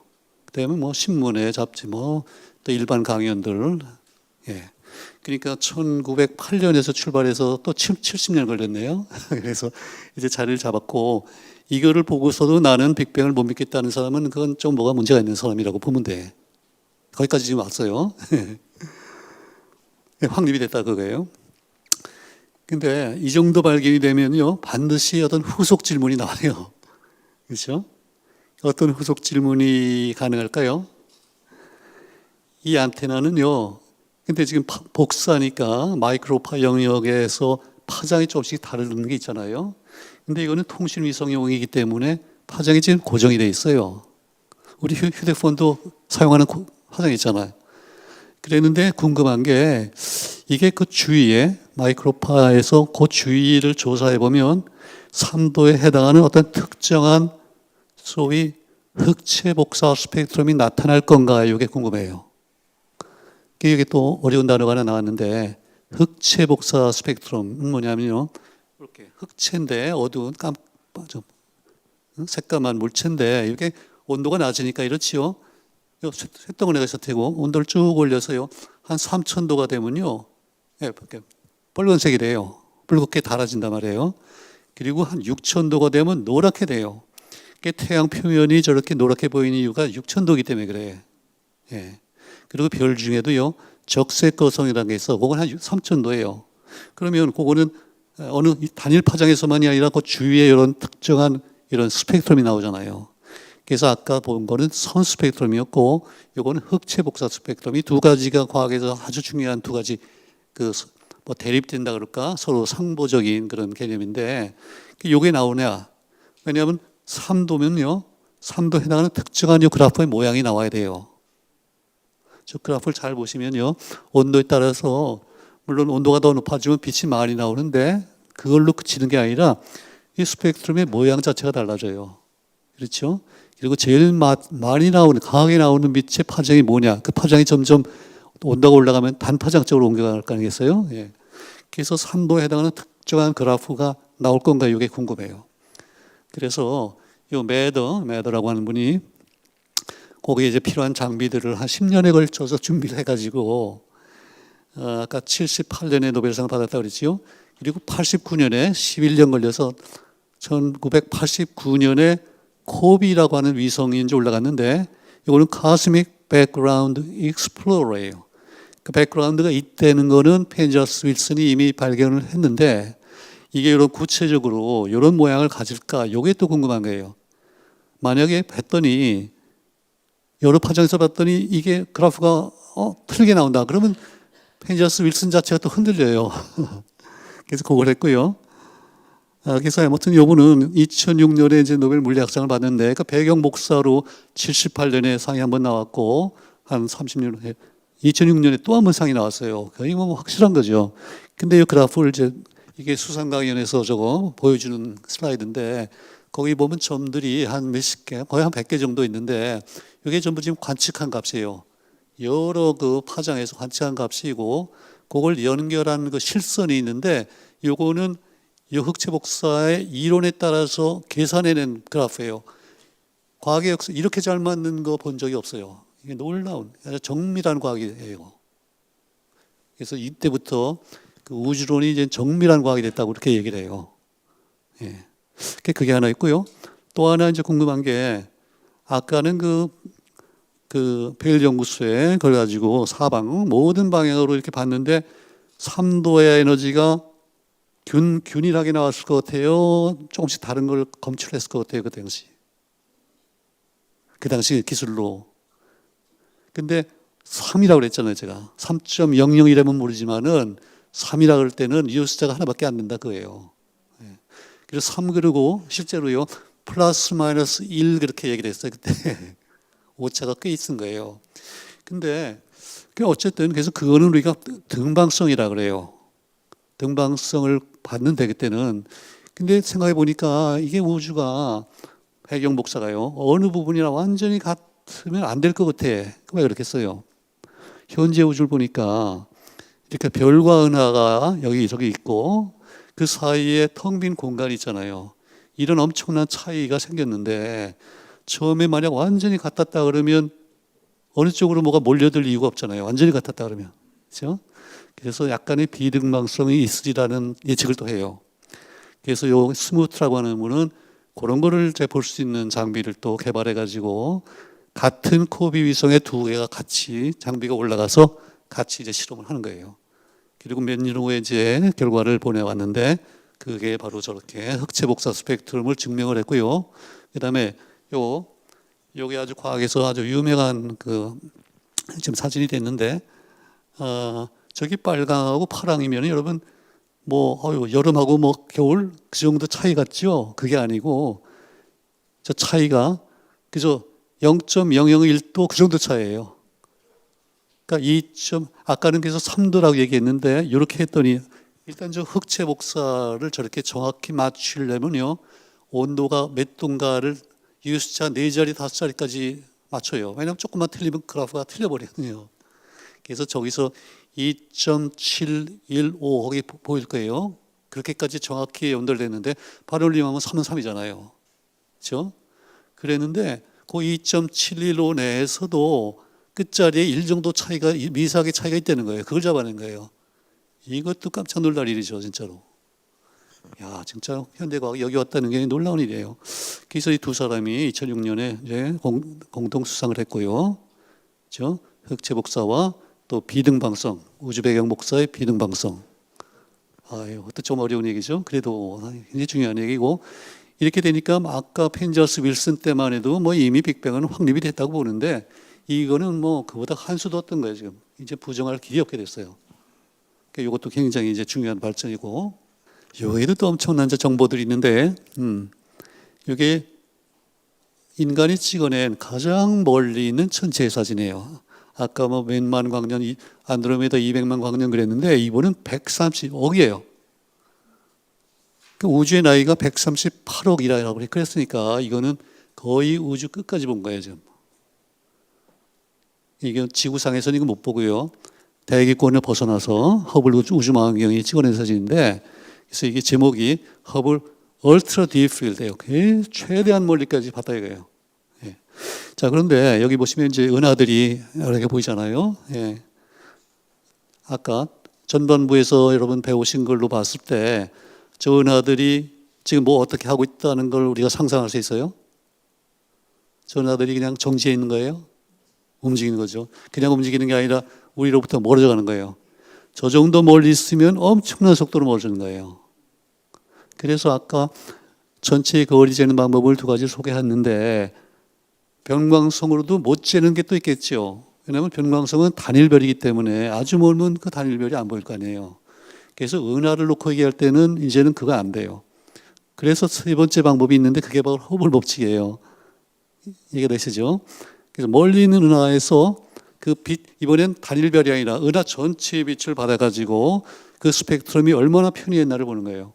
그러면 멀리 있는 은하일수록 편의가 엄청 클 거 아니에요. 그래서 그걸 재고 그 다음에 허블 그래프에다 대입을 하면 이제 반대로 거리가 나오는 거예요. 이게 제 세 번째 방법이에요. 이렇게 해서 나온 숫자가 130억이에요. 야, 그래서 저 은하를 보면서 우리가 저 은하들이 그 빛이죠. 빛이라고 하는 정보를 통해서 우리에게 우주에 관한 엄청난 비밀을 지금 얘기해 주고 있구나. 그걸 여러분 이제 아시고 그다음에 은하와 은하 사이에 보면 아무것도 없는 거죠. 깜깜이 보이는데 바로 한 10분 전에 여러분 배우신 걸 통해서 저기에도 지금 정보가 있는 거예요. 뭐가 있어요? 저기에 우주 배경 복사를 통해서 우주가 이렇게 팽창하면서 발전해서 현재 온도가 한 3도가 된다. 그걸로부터 우리가 빅뱅을 확실히 믿게 됐다. 그런 정보가 여기 또 있어요. 그러니까 두 가지가 종합이 돼서 우리가 이제 빅뱅을 믿게 됐는데, 이 오른쪽 아래에다가 제가 이제 이 장미 사진을 일부러 이렇게 붙여놨는데, 저기 장미가 있지만 사실은 빗방울도 보이죠? 예. 저 초기 은하, 130억 광년 거리에 있는 그 은하, 거기에 어느 별의 주위에 장미가 피는 행성이 있을까요? 이런 질문을 갖는 거예요, 우리가. 없을 것 같아. 있다면 아마 우리 가까운 은하. 가까운 은하는 모르죠. 그래서 생명을 찾는데, 하여튼 요 사진 하나에 이 장미가 태어날 때까지의 반드시 있어야 했던 우주 역사가 거기 들어있어요. 뭐냐면요, 우리가 이제 가까운 은하를 먼저 관찰을 해요. 안드로메다 같은 거. 안드로메다에 어떤 원소가 들어있냐, 선 스펙트럼을 보면 알 수 있다고 그랬잖아요. 어떤 원소가 있나를 이렇게 조사해 보면 우리 지구에서 보는 원소가 다 나와요, 거기에. 뭐 태양, 그렇죠? 나트륨, 마그네슘 다 있어요. 철, 그렇죠? 그런데 뭐 억광년만 돼도 큰 차이 없어요. 한 60억, 우주의 나이가 한 절반쯤 됐다. 그쯤 되면요, 우리 가까운 은하랑 그 선 스펙트럼의 그 나오는 그 양상이 완전히 같을 것 같아요? 뭔가 다를 것 같아요? 뭐가 다르겠죠? 어떤 면에서? 어떤 원소가 많으나 적으냐 하는 이 분포가 달라져요. 그럴 것 같아요? 저렇게 멀리 있는 은하를 보면요, 거기에는 스펙트럼이 철, 마그네슘 이런 거는 전혀 안 나와요. 뭐만 나올 것 같아요? 그러니까 초기 우주에서 생긴 원소만 들어있어요. 그게 뭘까요? 그게 수소와 헬륨이에요. 야, 그것도 참 놀라운 발견이에요. 이렇게 멀리까지 못 봤으면 그걸 모르죠. 근데 점점 보다 보니까 이렇게 멀리 적색 편이가 엄청나게 큰 은하를 봤더니 이건 수소와 헬륨밖에 안 나. 그 얘기는 우리 몸에 있는 모든 수소는 빅뱅 우주에서 생겼다는 얘기고, 그 다음에 산소, 탄소, 철 이런 것들은 그 후인데 그 후에 어떤 과정을 거쳐서 만들어졌느냐? 그거는 바로 별이 태어나서 별이 일상을 거치면서 그 무거운 원소들을 만들어내고 나중에는 이제 별이 대폭발을 해요. 산화하는 거예요, 산화. 그러면서 그 원소들을 우주 공간으로 쏟아내고 그것들이 다시 이제 또 몇 억 년 걸쳐서 모여가지고 2세대, 3세대 별이 되고 이렇게 도는 거예요. 그 부분은 제가 참 이거 불교와 통하는 점이 있다 이런 생각이 드네요. 별도 윤회를 해요. 인간도 그래요. 제 몸에 제가 이제 죽고 묻히면 제 몸에 들어있던 원소들이 분해가 돼가지고 이렇게 할 거 아니에요. 그러면 100년 전에 누가 태어났다 그러면요, 제 몸에 들어있던 원자가 몇 개는 그 사람 몸에 들어있어요. 그 잘 안 믿어지죠. 그 계산해 보면 그래요. 한숨에 이게 유명한 그런 게 있는데 시저가 죽을 때 브루터스 너까지도 하고서 죽었잖아요. 그때 내뱉었던 한숨의 공기에 들어있던 분자들이 한 2000년 동안 공기에 쭉 퍼졌단 말이에요. 그리고 제가 지금 호흡을 하면 제 호흡할 때 그 분자, 시저의 몸에 들어있던 분자가 적어도 하나는 들어있대요. 그러니까 시자도 적용이 되고 부처님도 적용이 되고 다 똑같대. 돌고 도는 거예요. 그건 사실 그래요. 자, 그래서 이제는 생명이 여기 장미가 등장했기 때문에 이제는 별과 은하로 그치는 게 아니라 이번에는 그 우주에서 생명이 어떻게 태어나서 발전하고 여기까지 왔느냐, 그런 이제 중요한 문제가 돼요. 그래서 저는 과학의 두 키워드는 우주와 생명이라고 생각해요. 생명이 없는 우주는 생각하기 힘들죠. 그럼 우리가 이거를 얘기할 수가 없잖아요. 그렇죠? 그 다음에 은하와 은하 사이에 보면 아무것도 없는 거죠. 깜깜이 보이는데 바로 저기에도 지금 정보가 있는 거예요. 뭐가 있어요? 저기에 우주 배경 복사를 통해서 우주가 이렇게 팽창하면서 발전해서 현재 온도가 한 3도가 된다. 그걸로부터 우리가 빅뱅을 확실히 믿게 됐다. 그런 정보가 여기 또 있어요. 그러니까 두 가지가 종합이 돼서 우리가 이제 빅뱅을 믿게 됐는데, 이 오른쪽 아래에다가 제가 이제 이 장미 사진을 일부러 이렇게 붙여놨는데, 저기 장미가 있지만 사실은 빗방울도 보이죠? 저 초기 은하, 130억 광년 거리에 있는 그 은하, 거기에 어느 별의 주위에 장미가 피는 행성이 있을까요? 이런 질문을 갖는 거예요, 우리가. 없을 것 같아. 있다면 아마 우리 가까운 은하.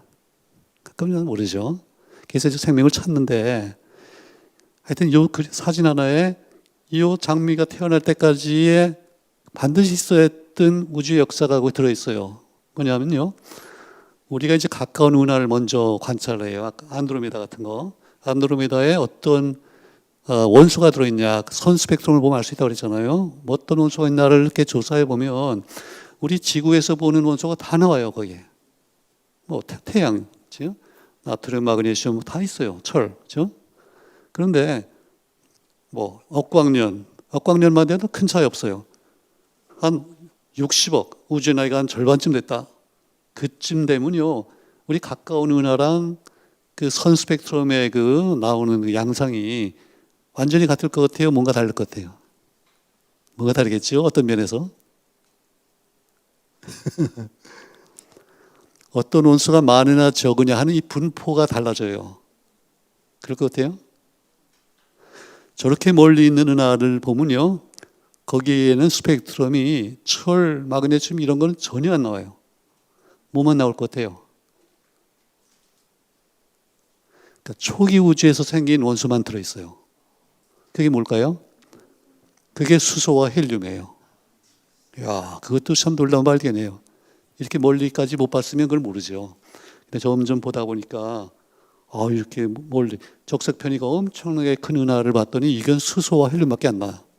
그 얘기는 우리 몸에 있는 모든 수소는 빅뱅 우주에서 생겼다는 얘기고, 그다음에 산소, 탄소, 뭐 철 이런 것들은 그 후인데 그 후에 어떤 과정을 거쳐서 만들어졌느냐?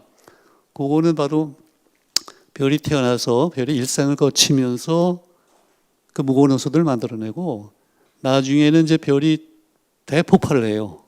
산화하는 거예요, 산화. 그러면서 그 원소들을 우주 공간으로 쏟아내고 그것들이 다시 이제 또 몇 억 년 걸쳐서 모여가지고 2세대, 3세대 별이 되고 이렇게 도는 거예요. 그 부분은 제가 참 이거 불교와 통하는 점이 있다 이런 생각이 드네요. 별도 윤회를 해요. 인간도 그래요.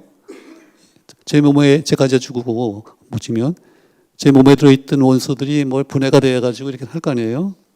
그러면 100년 전에 누가 태어났다 그러면요. 제 몸에 들어있던 원자가 몇 개는 그 사람 몸에 들어있어요. 그 잘 안 믿어지죠. 그 계산해 보면 그래요. 한숨에 이게 유명한 그런 게 있는데 시저가 죽을 때 브루터스 너까지도 하고서 죽었잖아요. 그때 내뱉었던 한숨의 공기에 들어있던 분자들이 한 2000년 동안 공기에 쭉 퍼졌단 말이에요. 그리고 제가 지금 호흡을 하면 제 호흡할 때 그 분자, 시저의 몸에 들어있던 분자가 적어도 하나는 들어있대요. 그러니까 시자도 적용이 되고 뭐 부처님도 적용이 되고 다 똑같대. 돌고 도는 거예요. 그건 사실 그래요. 자, 그래서 이제는 생명이 여기 장미가 등장했기 때문에 이제는 별과 은하로 그치는 게 아니라 이번에는 그 우주에서 생명이 어떻게 태어나서 발전하고 여기까지 왔느냐 그런 이제 중요한 문제가 돼요. 그래서 저는 과학의 두 키워드는 우주와 생명이라고 생각해요. 생명이 없는 우주는 생각이 힘들죠. 그럼 우리가 이거를 얘기할 수가 없잖아요. 그렇죠? 자, 그러면 이제 생명 얘기 좀 해야 되는데 제가 사실 학교에서 한 학기 하는 강의를 이제 압축을 해가지고 앞부분 좀 하고 중간 좀 건너뛰고 이렇게 이제 하는데 자, 그럼 생명이 되려면요 어떤 일들이 반드시 있어야 되느냐? 그 원자라는 거는 별의 내부에서도 뭐 탄소가 생기고 등등 해서 퍼져 나오고 사실 별에서 만들어질 때는 원자가 만들어지는 건 사실 아니죠. 원자 핵이 만들어지잖아요. 그리고 나오면서 전자를 받아서 이제 원자가 되는데 그 다음부터 생명이 되려면 어떤 과정이 필요한가? 그건 이제 화학의 얘기인데 그 얘기를 간단히 말씀드릴게요. 이 할아버지가 누구 같습니까?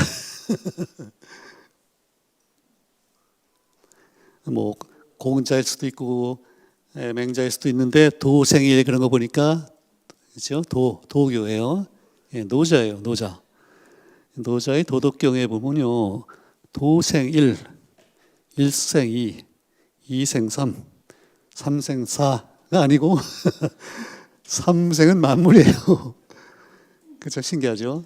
삼이 도대체 뭐냐? 삼이 되면은 만물이 된다는 거예요. 그래서 이거를 노자는 물론 이걸 몰랐지만 우리가 과학의 눈으로 이제 해석을 하면요. 일은 저는 에너지라고 생각해. 다른 게 될 수가 없어요. 에너지는 보존이 되면서 형태가 바뀌잖아요. 그런데 그 에너지에 두 가지 형태가 있는데 이게 바로 빛 에너지와 물질이라는 에너지예요. 그렇죠? 물질이 더 우리가 익숙하죠. 물질은요 뭐든지 질량을 가지면 물질이라고 그래요. 그렇죠? 그래서 그때 적용되는 식은 E는 mc 스퀘어드 그거예요. 아인슈타인의 식이에요. 그 사실은 C제곱 M이라고 그래야 돼. C제곱이 지금 비례상수거든요. 근데 하여튼 질량이 있으면 에너지가 있다. 그런데 질량이 없는 에너지가 있어요. 그게 바로 빛 에너지예요. 빛 에너지. 이건 질량이 없어요. 물론 여기다가 암흑 에너지를 포함시키면 이제 3이 되는데 그건 우리가 익숙한 게 아니니까 우리 주위의 물질 세계를 이해하는 데 필요한 것만 놓고 얘기하면 이렇게 되는데요. 그럼 빛 에너지도 무슨 공식이 있어야 될 것 같죠? 그렇죠? 그때는 mc제곱이 물론 아니고 m이 없으니까 그때는 진동을 몇 번 하느냐. 진동수가 그 주 변수고요. 진동수는 그 그리스 문자로 뉴라고 써요. 이렇게 뉴고 앞에 비례상수가 h, 이건 플랑크 상수라 그래요. 아까 그 흑체 복사 스펙트럼을 설명할 때도 그 식을 고안해낸 사람이 이제 그 플랑크인데 이 플랑크 상수가 거기 들어가요. 그래서 이거는 E는 H, 뉴 이렇게 생각하시면 되고 MC 제곱과 전혀 다르잖아요. 두 가지 형태가 있는데 에너지가 그것들이 이렇게 상호작용하면서 이제 현재 우주를 만들어내고 생명도 만들고 이제 그랬다고 말이에요. 빛이 없으면 일단 우리가 광합성 못 하잖아요. 그렇죠? 자, 그런데 물질 입장에서 보면요. 아까 제가 그 처음에 과학이 하는 중요한 일이 이제 뭐 분류하는 거라 그랬는데 물질을 구성하는 입자를 또 이제 분류를 해요. 근데 요거는 상당히 어려운 문제예요. 그래서 이건 20세기 들어와서도 후반에 가서나 겨우 이루어졌는데 1960년대에 가서 그 빅뱅 우주론이 자리 잡았을 그때쯤에 바로 물질을 구성하는 입자에 대한 소위 표준 모형이라는 게 나와요. 근데 그 표준 모형에는 코르크라고 부르는 입자가 6종류가 있고요. 그 다음에 렙톤, 이거 가벼운 입자라는 뜻인데 렙톤이 또 6가지가 있어요. 그래서 그 전부 다 12가지 이름을 대할 수 있는 분도 있겠지만은 그거는 불필요하고 적어도 삼생만물, 삶을 만드는 데 필요한 거. 다시 말하면 제 몸을 만드는 데 꼭 필요한 입자를 대봐라. 그러면 거기 또 셋이 나와요. 근데 코르크 중에 업 코르크라는 게 있어요. 위를 향한 위 코르크라는 게 있고요. 다운 코르크라는 게 있어. 이 두 가지는 꼭 필요해요. 왜냐하면 그것들이 조합을 해서 양성자와 중성자를 만들어요. 그거는 우리 중고등학교에 배우는 거잖아요. 하기는 요즘에 그 공통과학에서는 코르크도 배워요. 학생들이. 참 세상이 많이 바뀌었어요. 제가 아까도 얘기했지만 저는 유학 가기 전에는 코르크를 들어보지 못했는데 예, 그렇게 됐어요. 그 다음에 렙톤에서는요. 전자가 렙톤에 속해요. 그래서 이 세 가지만 모이면 그 다음에 이제 여러 가지 몇 가지 원소들을 만들어 가지고 그 다음에 이제 마무리 된다 이거예요. 아시겠죠? 그래서 코르크 렙톤 좀 익숙하지 않지만 이 기회에 한번 들어두시고 사실 시간 있으면 코르크가 양성자 될 때 그 놀라운 비밀 이거 다 빅뱅의 순간에 일어난 일들인데 그것도 얘기를 하면 좋은데 이 정도 하고요. 자, 그러면 이제 원자들이 저렇게 만물, 그렇죠? 물도 좋고 만물, 또 물이네. 예, 만물의 일부인 물, 또 뭐 신체, 뭐 장미, 예? 빗방울 이런 걸 만들 때 어떤 원리가 들어있나? 그거를 제가 간단히 좀 설명을 드려야 되는데, 예. 그 여러 학문 분야에서요 가장 중요한 키 아이디어 이게 뭐가 있느냐? 이걸 이제 어떤 책에서 누가 설명을 했는데요. 천문학은 빅뱅이래요. 물리학은 원자고요. 생물학은 진화예요. 지구과학은 판구조론. 근데 화학의 키워드는 주기율이에요. 그래서 피아노 건반이 8개가 있듯이 지상에 원소가, 화학 원소가 한 비슷한 숫자예요. 90종류가 있어요. 우라늄이 92번이고 이상하게 숫자가 비슷해요. 근데 더 놀라운 거는 둘 다 옥타브 시스템이 있어요. 도, 레, 미, 파, 솔, 라, 시 다음에 근데 한 옥타브 차잖아요. 그래서 하다가 이제 옥타브라 그러는데 이 주기율표에도 옥타브가 있어요. 자, 수소와 헬륨 이건 좀 특별해요. 그래서 1번, 2번 그걸로 한 주기가 끝나고요. 이건 원자가 작기 때문에 이제 그런데 그 다음에 두 번째 주기로 가면요. 리튬, 벨륨, 그 다음에 보론, 탄소, 질소, 산소, 플로린 거기까지 가면 C예요. C 7번째야. 그 다음에 돌아와서 나트륨이 리튬하고 화학적 성질이 아주 비슷해요. 도냐의 차이예요. 그래서 이렇게 이제 재밌게 이게 진전이 됐는데 나중에 19세기 말부터 이 비활성 기체라는 게 발견됐어요. 헬륨, 네온, 아르곤 이런 게 들어가니까 옛날같이 재밌게 옥타브란 말 하기가 좀 곤란해졌어. 그리고 저는 그래도 아직도 이걸 주장하는데 왜냐하면요. 비활성 기체라는 거는 그야말로 활성이 없는 거예요. 화학 반응을 안 해요. 결합을 안 해. 그러니까 귀족이에요. 귀족 기체예요, 이게. 그러니까 음악에서요. 그냥 쉬어가는 쉼표 정도로 생각하면 돼. 그래서 저는 아직도 옥타브가 맞다고 생각해요. 예. 자, 그러면 어떤 이런 체계가 있는데 이게 원자들이 장미의 색조도 좋고 냄새도 좋고 야, 이런 걸 만들 때 어떤 원리가 적용되느냐. 그렇죠? 여기는 88하니까 8이라는 이제 키워드가 나왔는데 예. 이 주기율표를 먼저 잠깐 다시 보시면요. 자, 수소, 헬륨은 1번, 2번이 있고 그 다음에 리튬부터 해서 3번, 4번, 5, 6, 7, 8, 9에서 네온은요 몇 번이에요? 원자 번호가 10이에요. 10. 근데 화학을 얘기할 때는 10이라는 얘기는 안 하고 8을 중시해요. 왜냐하면 네온이라는 특성을 가질 때는 그 저희 전자가 8개인데 그 왜 그러냐면 실제는 10개 전자를 가지고 있지만 2개가 저기 수소 헬륨 모양으로 저 안쪽에 숨어 있어요. 굉장히 안정하게 숨어 있기 때문에 실제로 작용하는 거는 8개다 그런 뜻이에요. 그래서 그걸 잠깐 염두에 두시고 제가 하여튼 그 뭐 강의를 좀 지루하지 않게 하기 위해서 뭐 별의별 방법을 다 쓰는데 아까 뭐 옥타브도 하고 경제학을 또 제가 한번 사용해 보겠습니다. 이 자유경제, 즉 시장경제의 뭐 대부분이죠. 뭐 하이에크도 있지만 이 밀턴 프리드만인데 이분이 바로 시카고 대학 경제학 교수였어요. 제가 77년에 졸업을 했는데 졸업하기 1년 전에 이분이 노벨 경제학상을 받은 거예요.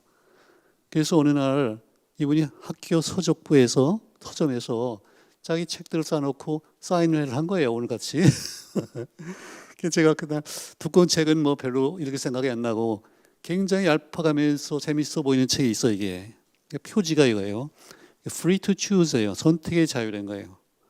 근데 연필을 들고 있어요. 연필을 왜 들었을까? 읽어보니까 내용이 뭐냐면요. 이 연필이 소비자의 손에 가는데 크게 보면 2가지 방법이 있다는 거예요. 뭐가 있겠어요?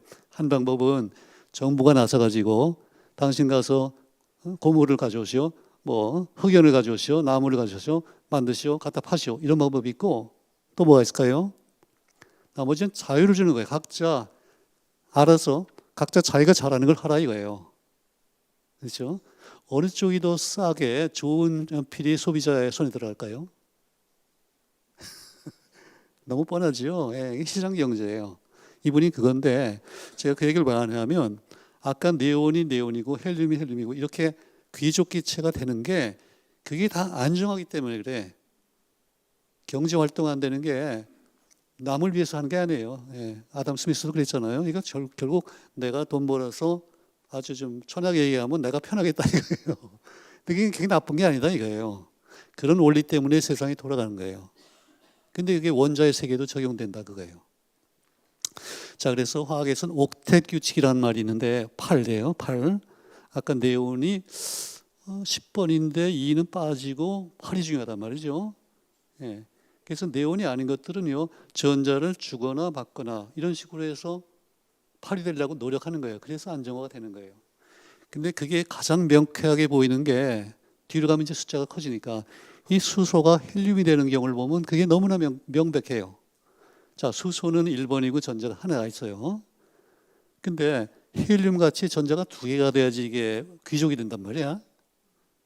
그래서 이제 막 고민을 했겠죠. 이거 어떻게 할까? 만약 이것들이 생각이 있다면 아, 저놈의 수소한테 전자를 뺏어올까?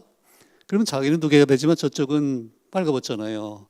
자연은 그런 방법을 선택을 안 하고 둘이 하나씩을 내놓고 공유하는 그런 방법을 선택해요. 예. 이거는 자연이 이런 걸 인커리지 했다고 저는 생각을 해요.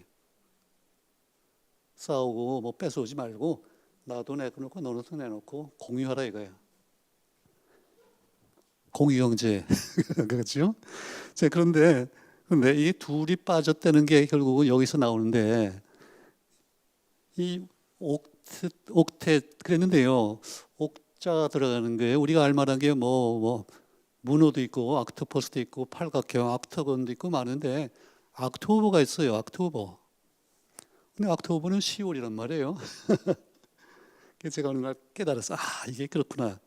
10월인데 이게 사실은 이게 8월이었어요. 옥토버. 8월인데 줄리어스 시저가 줄라이로 들어갔고 아우구스투스가 오거스트로 들어갔어요. 그래서 10월로 밀린 거예요. 그러니까 꼭 수소는 카이사르 같아. 아직 귀족이 못 됐어요. 불만이 좀 있어요. 이 헬륨은요, 2개의 전자를 가져서 아우구스투스, 이게 황제가 됐잖아요. 초대 황제잖아요. 그래서 그런 원리가 있구나. 그래서 이제 옥텟이 성립하는 거예요. 그러면 이런 규칙을 따라서 수소, 산소, 탄소 뭐 이것들을 쫙 섞어 놓고요.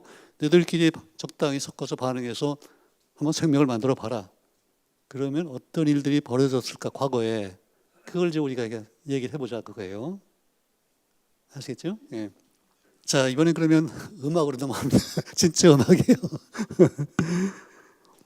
일단 그 물을 보세요. 물은 진짜 불과 두 가지 원소예요. 수소와 산소. 예. 그렇게 되어 있어요. 거기 1번 음악은 뭔가 한번 해볼까요, 우리? 이게 지금 다장조입니다. 다장조. 그러니까 도, 레, 미, 도미, 도미 그죠? 무슨 노래 같아요? 근데 이게 박자가 안 들어가면 잘 예? 그렇죠. 도레미송이죠. 박자가 들어가면 쉬워. 도, 레, 미, 도미, 도미 이러면 쉽잖아요. 이거는 지금 원소로 치면 세 가지 원소가 들어간 거예요. 그래서 이건 포도주에 해당돼요. 수소, 산소, 그다음에 탄소가 들어가면 이제 포도주가 돼요. 여러분 좋아하시는 포도주가 되고. 그래서 이걸 보면 진짜로 물을 포도주로 만들었다는 건 이건 정말 기적이에요. 왜냐하면 탄소가 생겼잖아요. 자, 그다음에 포도주와 아세트산의 관계는요. 원소면에선 차이가 없어요. 똑같은 세 가지인데 포도주의 앞에 이걸 꼭 강아지 같이 저는 생각이 되는데 강아지 모형 두 발에 수소 두 개가 지금 산소 하나로 바꿔쳤어요. 그렇죠? 그래서 강아지가 지금 농구공을 붙잡고 있는 것 같은데 그럼 거기까지만 봐도 어떤 규칙이 보이냐면요. 빨간 저 산소는 결합을 어디서나 지금 둘 수 있겠죠. 지금 물에도 그렇고 포도주에서 저 윗부분은 예, 그 물의 그 유도체예요, 사실은. 물하고 유사해요. 그다음에 아세트산의 밑에 산소는 또 이중 결합을 했고 그런 이제 규칙이 있단 말이죠. 그러니까 이것들이 절대로 제멋대로 결합을 안 해요. 제멋대로 결합하면 절대로 이런 생명이 안 되고요. 또 대물림도 안 되고 아무것도 안 돼요. 자, 2번은 무슨 곡인가 한번 볼까요? 제가 박자를 넣어서 한번 해볼게요. 미도, 미도, 미솔솔 미도 미레 뭐죠? 무슨 월츠죠? 예, 뻐꾸기 월츠예요. 예. 이거는 지금 뭐냐 네 종류의 음이 들어갔어요. 그러니까 이거는 아미노산에 해당해. 질소가 들어갔어요. 질소가 들어가면 이제 그 단백질의 구성 성분인 핵심적인 생명의 물질이에요. 아미노산. 거기서 보니까 질소는 결합을 3개를 했죠. 예, 탄소는 4를 했고 그런 규칙이 있어요. 그다음에 3번은 뭔가 그냥 시작했으니까 그냥 합시다. 이게 뭐 미미파솔솔파 미레도 레미미레레 그거고 마지막은 도레미미솔파파솔솔파미. 자, 그러고 보니까 정말 놀랍게도 음악과 이 화학의 유사성이 있어요. 음악에서는 이걸 화합이라 그래, 하모니라 그래. 다른 음들이 이렇게 합쳐져 가지고 하모니를 만들어내고 화학에서는 변화라는 화자를 써서 화학이라 그래요. 이거는 반딩, 케미컬 체인지예요. 야, 그것도 둘 다 중요하잖아요. 흥미롭고. 이렇게 해서 이런 원리를 따라서 장미꽃도 되고 우리가 됐다 그 얘기예요. 지금. 화학 결합의 원리예요. 그래서 어떤 이유로 화학에 대해서 좀 안 좋은 감정을 가지고 계신 분 있으면 이 기회에 생각을 바꾸시기 바랍니다.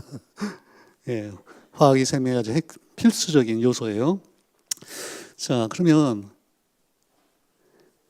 우리가요, 아까 그 외계에도 우리 같은 생명체가 있을까? 이게 진짜 인간에 남아있는 최대 과제 중에 하나인데, 그 호킹이 돌아가기 전에 누군가 물었대요. 야, 우리가 굉장히 많이 지금 발견을 했는데 남은 질문이 뭘까요? 그랬더니 호킹이 그랬대.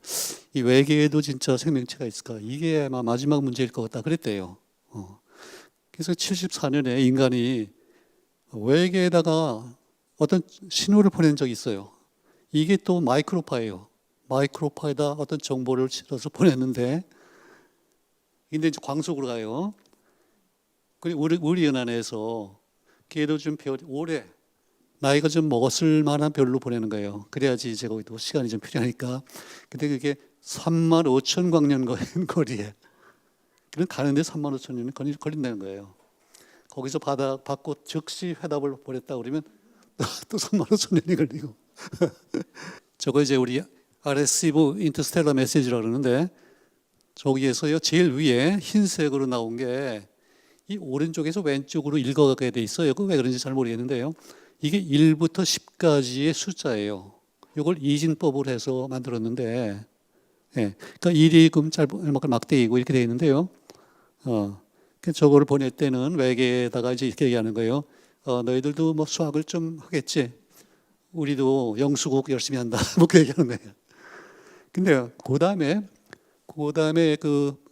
뭐라 벽돌색으로 이제 그 5가지의 숫자가 있는데 이게 바로 생명에 반드시 필요한 5가지 원소예요. 그거 한번 해독을 해보시겠어요? 제일 오른쪽에 있는 숫자가 뭐 같아요? 저게 짤막한 막대기죠. 그게 1이에요. 1. 1이니까 이게 수소예요.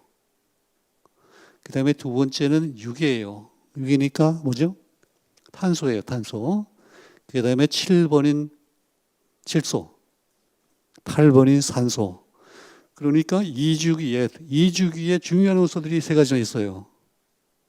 그 다음에 제5원소가 5번째가요. 이게 3주기에 있는 인이에요. 인. 그러면 인이 뭐 그렇게 중요하냐 그런 생각이 들죠. 그리고 생각하니까 우리 어릴 때 비료의 3대 요소라는 걸 들어봤잖아요. 그게 뭐였어요? 질소, 인, 칼륨, 그렇죠? 질소, 인산, 칼이 이렇게 배웠는데 거기 인이 2번째 들어간 거예요.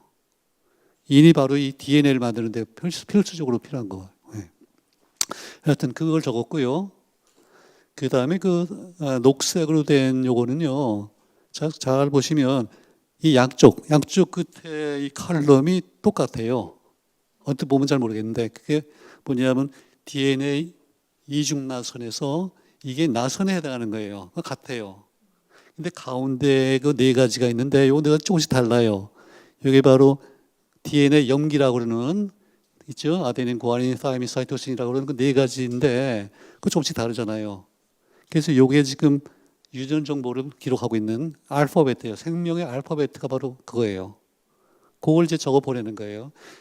너희들도 만약 생명체라면 우리가 적어도 같은 우주에서 같은 과정을 통해서 생긴 원소들로 만들어진 존재라면 아마도 10중 8구 너희도 이런 식으로 DNA를 만들어서 살아가겠지. 지금 그 얘기를 하는 거예요. 야.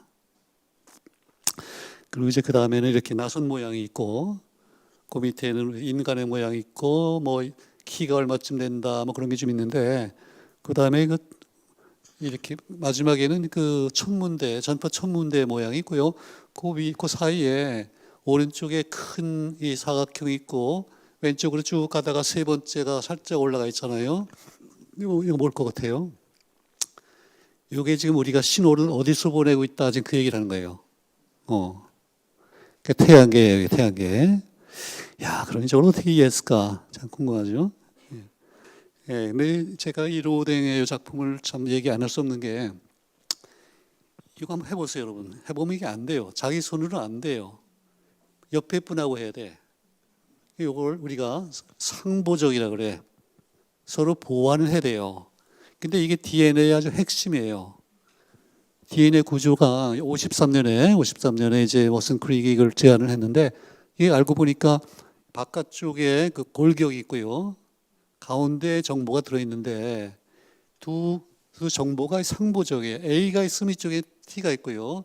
G가 있으면 C가 있고 C가 있으면 G가 있고 이렇게.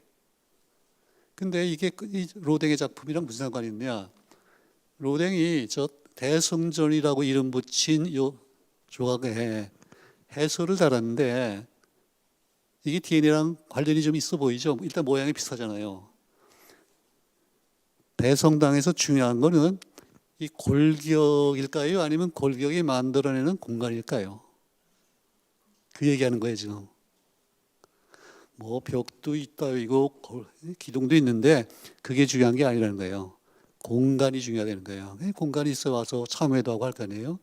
근데 DNA에서도요, 골격은 그냥 골격 자체에 정보가 있는 건 아니잖아요. 골격은 그 안에 정보를 담기 위해서 있는 거예요. 그런 아주 놀라운 유사성이 있어요. 그래서 이거를 제가 아주 기회 있을 때마다 이제 소개를 하는데 대충 아시겠죠?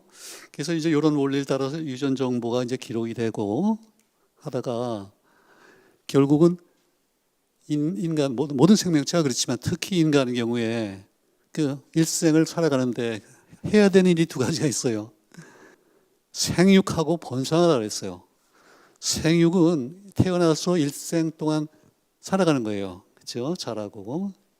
여기 관련되는 그 현상은 소위 메타볼리즘, 대사, 신진대사고, 거기에 관련된 핵심 물질은 단백질이에요.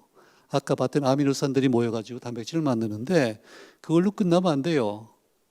여러분 잘 안 믿어지시겠지만 우리도 몇십억 년 전에 바다에 살았던 그 광합성 박테리아의 후손이에요.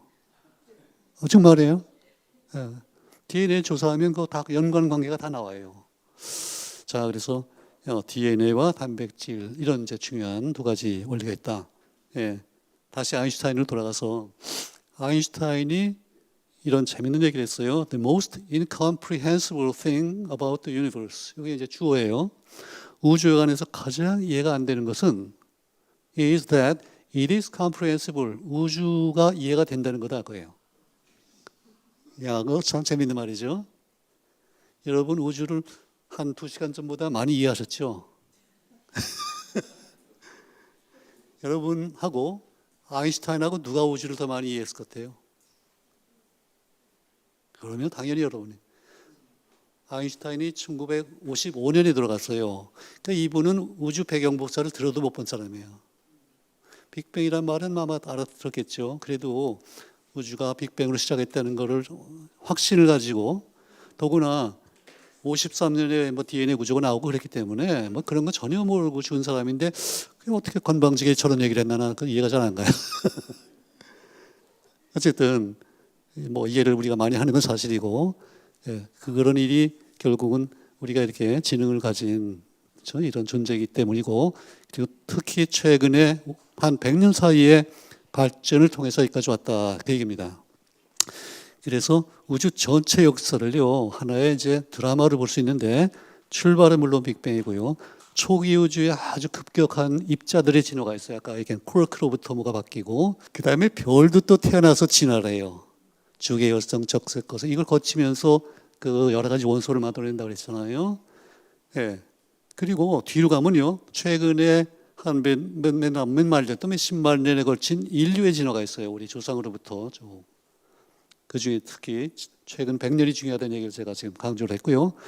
그 전 단계에는 생물학적인 진화가 있어요. 그렇죠? 박테리아에서 출발해서 복잡해지고, 예, 뭐 박테리아가 또 나무가 되고, 뭐 동물이 되고 이렇게 쭉 있는데, 요게 지금 제일 문제의 소지가 좀 있는 거예요. 그러니까 반대가 좀 있어요. 진화란 말에 거부감을 느끼는 분이 많은데, 저는 우주 전체가 진화한다고 생각하면 생물은 진화한다고 하는 게 더 이상해요. 그럼 좀. 그렇게 생각하시면 돼.